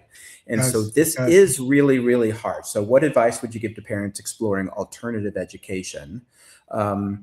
it's scary because now you've just taken the responsibility, right? When you send your kid to public school and you pay your taxes and you send them there, you've kind of given it up a little bit. Good point. Right? Good point. Okay. Yeah. You're letting somebody else do that work for you. When you homeschool, or even if you pick like private religious day schools or Montessori's or all those things, you're a little closer to it now, obviously. And if you homeschool, you're right in there. So the obligation is just so big, but you got to know what's really right for your kids. I previously know shared your with kid. You know your kid. Know your kid. I shared with you once before. One of my kids went to college. One of my older went to college, and one did not. And the one last show. Yeah. And the one that did not go to college was wildly successful in his career, and the one that did go to college is still trying to figure it all out. Now, does that mean anything? That's a pretty small sample size, so I'm not sure that it means anything, right? But the advice that I've given is I've given both of those kids of mine lots and lots of freedom to be involved in these decisions of where they're going to go to school, or if they're even going to go to school. Certainly at the college level. And when my oldest said, I'm not going to college, she was the first kid in generations in my family not to go to college.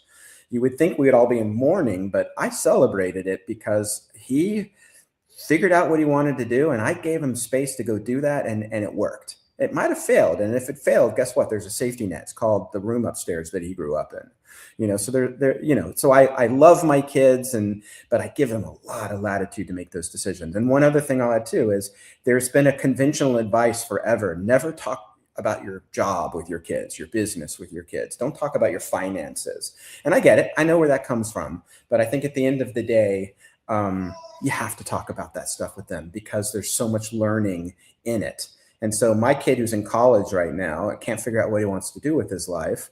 The reality is I tell him everything about my business, what's working, what's failing, how much money I made on this deal, how much money I could have made on that deal.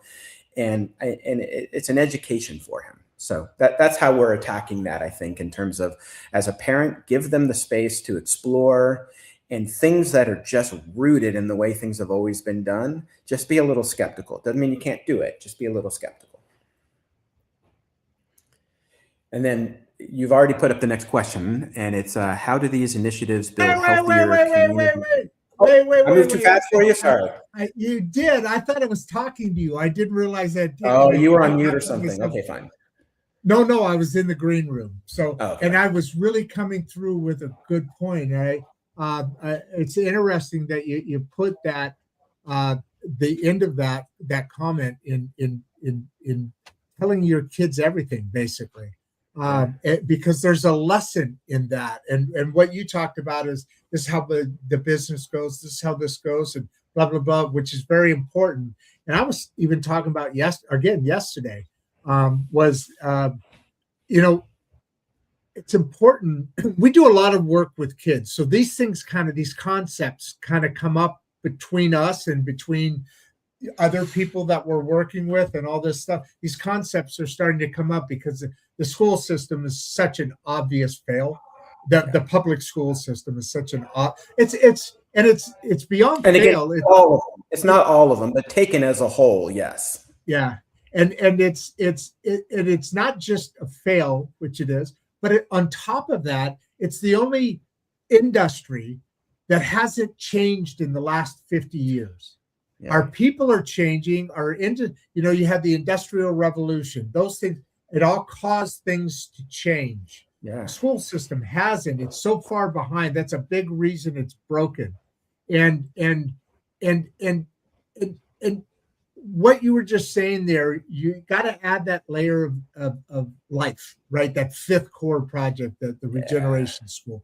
So you add that layer in, but then as a parent, because we talk about kids a lot, as a parent, you just saying really hit home about tell your kids everything. And I'll isolate that. I'll turn the lens a little more focused in and add an isolation to say you should tell your kids your failures too, your scars. Oh, absolutely. Right. And the fear is that they're going to have anxiety. Here's the reason why. Because you're able to show them that, hey, in my case, dad had a failure and he got out of it. He came out of that. He came, that scar's there. Because I'll tell you what, your kid's going to have a scar. Life is life. If they grow up, things happen. That's why I always say kids should be in sports a little bit, not necessarily to become a sports person. To learn how to lose. There's a lesson. There's a lesson in that, right? Yeah. Yeah. I actually had one of my kids, and when he was like 10 years old, he was at camp for the summer. And he was the number one scorer on his team. He scored the big goal on the big day. He did everything, right? And then he didn't win the MVP. And he called me up and he was all upset, like 10 years old. And he didn't win the MVP. And I said, let me ask you something. You've been telling me all summer how stupid the refs are, how terrible and stupid they are, right? Yeah, because they are. They're stupid. They're terrible. I said, did you tell them that? He says, every time I could. And what about your teammates? What about your teammates who disappointed you? What about that? Yeah, if they sucked, I told them, come on, get with the program here, right? I'm exaggerating the story a little bit, but the idea of the story, and I told him, I said, and you think you're an MVP? Just because you had the most goals and you had the winning goal in the big game? And nah, you're a loser. Come on. You can do better than that. You've got a talent, but you're not the most valuable person. Right. They're not the same thing. There's a difference, right? And I learned that in corporate America, inheriting a team once of really talented people, but they were all lone wolves.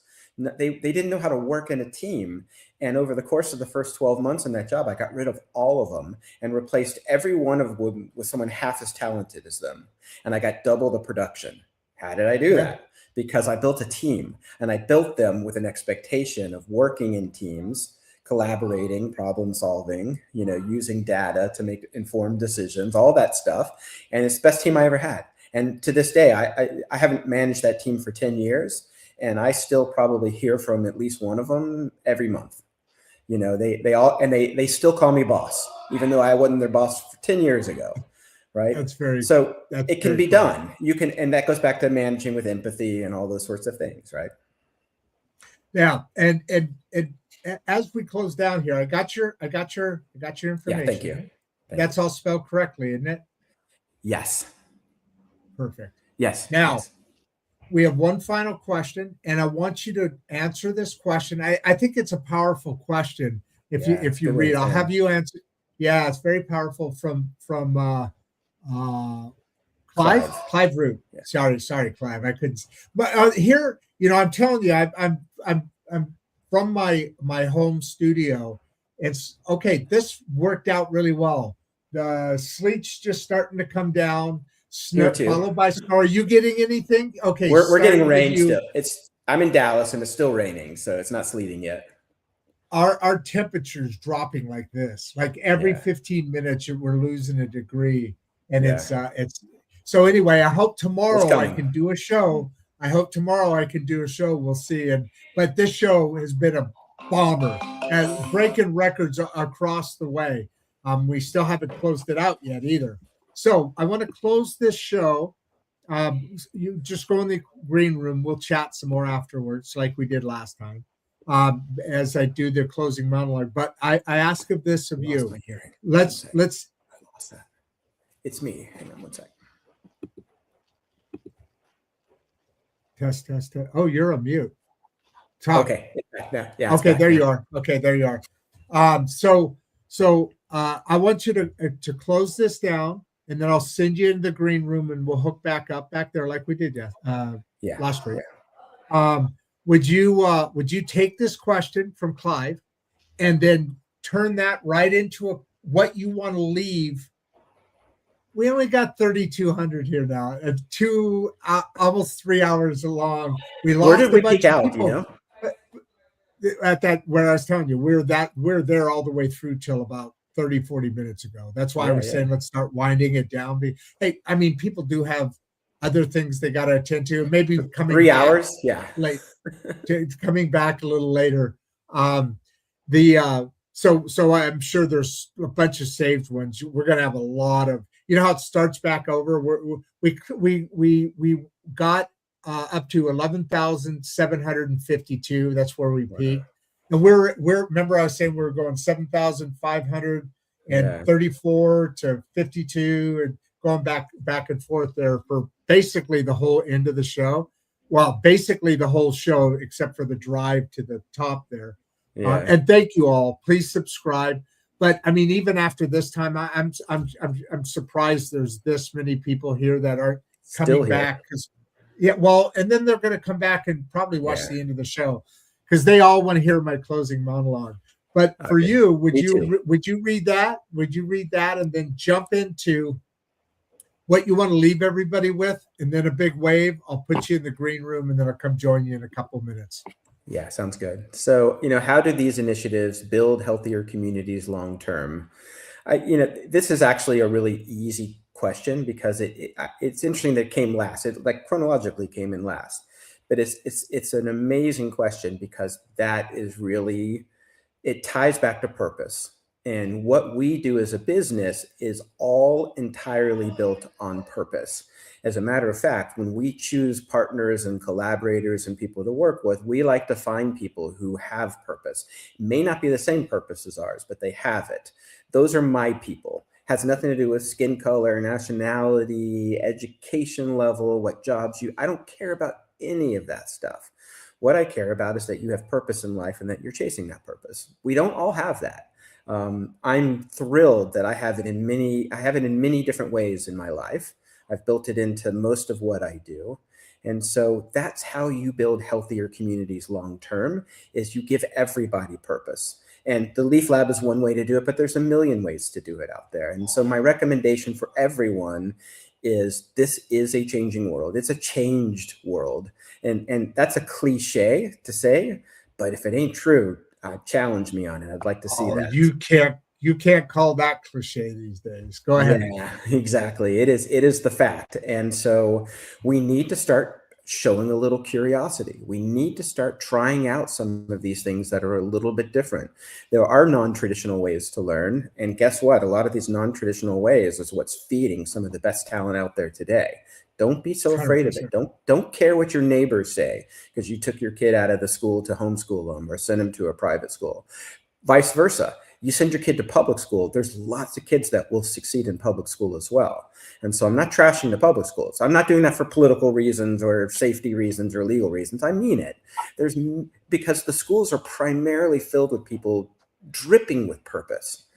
They're just missing a lot of the skill set needed to prepare for this particular moment in time. That's the only thing that's missing, in my opinion, is that preparation for this moment in time, which is an uber exceptional generation coming into the workplace as we speak, that is going to, you think this has changed? Wait till you see what's coming. They've got a lot in store for us and they don't think like we think.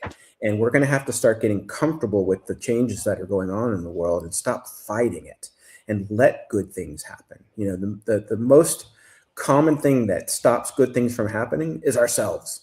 It's the little voice inside our head, right? So you can listen to that voice, but you don't have to follow it. There are more creative, bold, and innovative ways to slice this pie. And I think when it comes to education, that's how we build strengthen communities.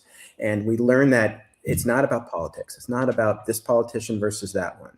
We've mentioned some politician names and everyone's, I'm sure, guessed my politics by the time they get to the end of this, if they listen. But I don't really care about any of that stuff, really. What I really care about is the communities that I live in. And improving and strengthening those communities. That's my purpose. And if I feel like a politician can help me get there, then I'll say I like a politician, but only for the purposes that they can help me accomplish what I really want, which is healthier, stronger communities full of people who know how to learn properly and who are going to make a difference in this world that's for the good. And for those people who march on campuses, I think that they're probably also dripping with purpose. It's just full of falsehoods and lies and all those kinds of things. So it's not playing out very good. So be very careful who you associate with, because you're just going to get There's a lot of paid agitators on tap of that. Why don't you give everybody a big wave, and I'll meet you back there in a minute. Great show. Yeah, good stuff, Rodd. Thanks so much. Thank you. I'll see you in a minute. Man, I'll tell you what, guys. I'll tell you what. This is why we do this. Because when you slow the conversation down, when you listen instead of label, you realize how much of what divides us is rooted in not understanding one another's stories.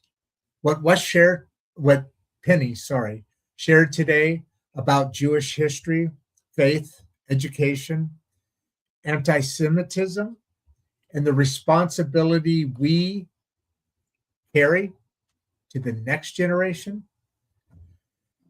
it isn't theoretical, it's lived. And what the LEAF Lab is doing shows us something really important, that education can be a stabilizing force, not a weapon. A place where curiosity replaces fear, where collaboration replaces isolation. When we talk about violence, conflict in the Middle East, rising polarization, and social fracture, I know it's easy to feel overwhelmed. I get it. I get that. But education done right has a gentler power. It doesn't erase disagreement. It teaches context. It builds empathy. It gives people the tools to think instead of react. This is why initiations or incentives or initiatives, sorry, I couldn't get to the word. It's been a long show. Keep up with me, folks, or allow me these errors. It's why these initiatives like the Voices at the Table and the Regeneration School Project, why they matter so much. They don't wait until adulthood, to invite people into civic responsibility, right? They start early when curiosity is still alive. We just talked about that. And that's why we're proud to welcome LEAF Lab as our newest sponsor alongside our other partners who understand that learning, dialogue, and responsibility are inseparable. If today's conversation gave you something to think about or challenged you, don't let it end here. Subscribe to Rodd Duff 1939 on YouTube. Join our Substack. 3 days a week of reflection, insight, and real conversation. Share this. You know what? Think about this. Share this with somebody who needs a little more of a human perspective. And if you're an educator, a parent, student, or a community leader, stay engaged. Man, this work needs you. Penny, thank you for showing up with honesty and courage. And to everyone watching, thank you. Being part of a community that believes conversation still can move us forward, thank you. This is Insights and Straight Talk. I'm Rodd Duff. Stay till after the outro. And until next time, I am your host. Until next time, I'm out of here. Before you leave, if you'd like to watch another one of the podcasts, click the first link in the description. We love having you here and we appreciate all your support. And with that, producer Barbie and I are out. LEAF Lab, thank you.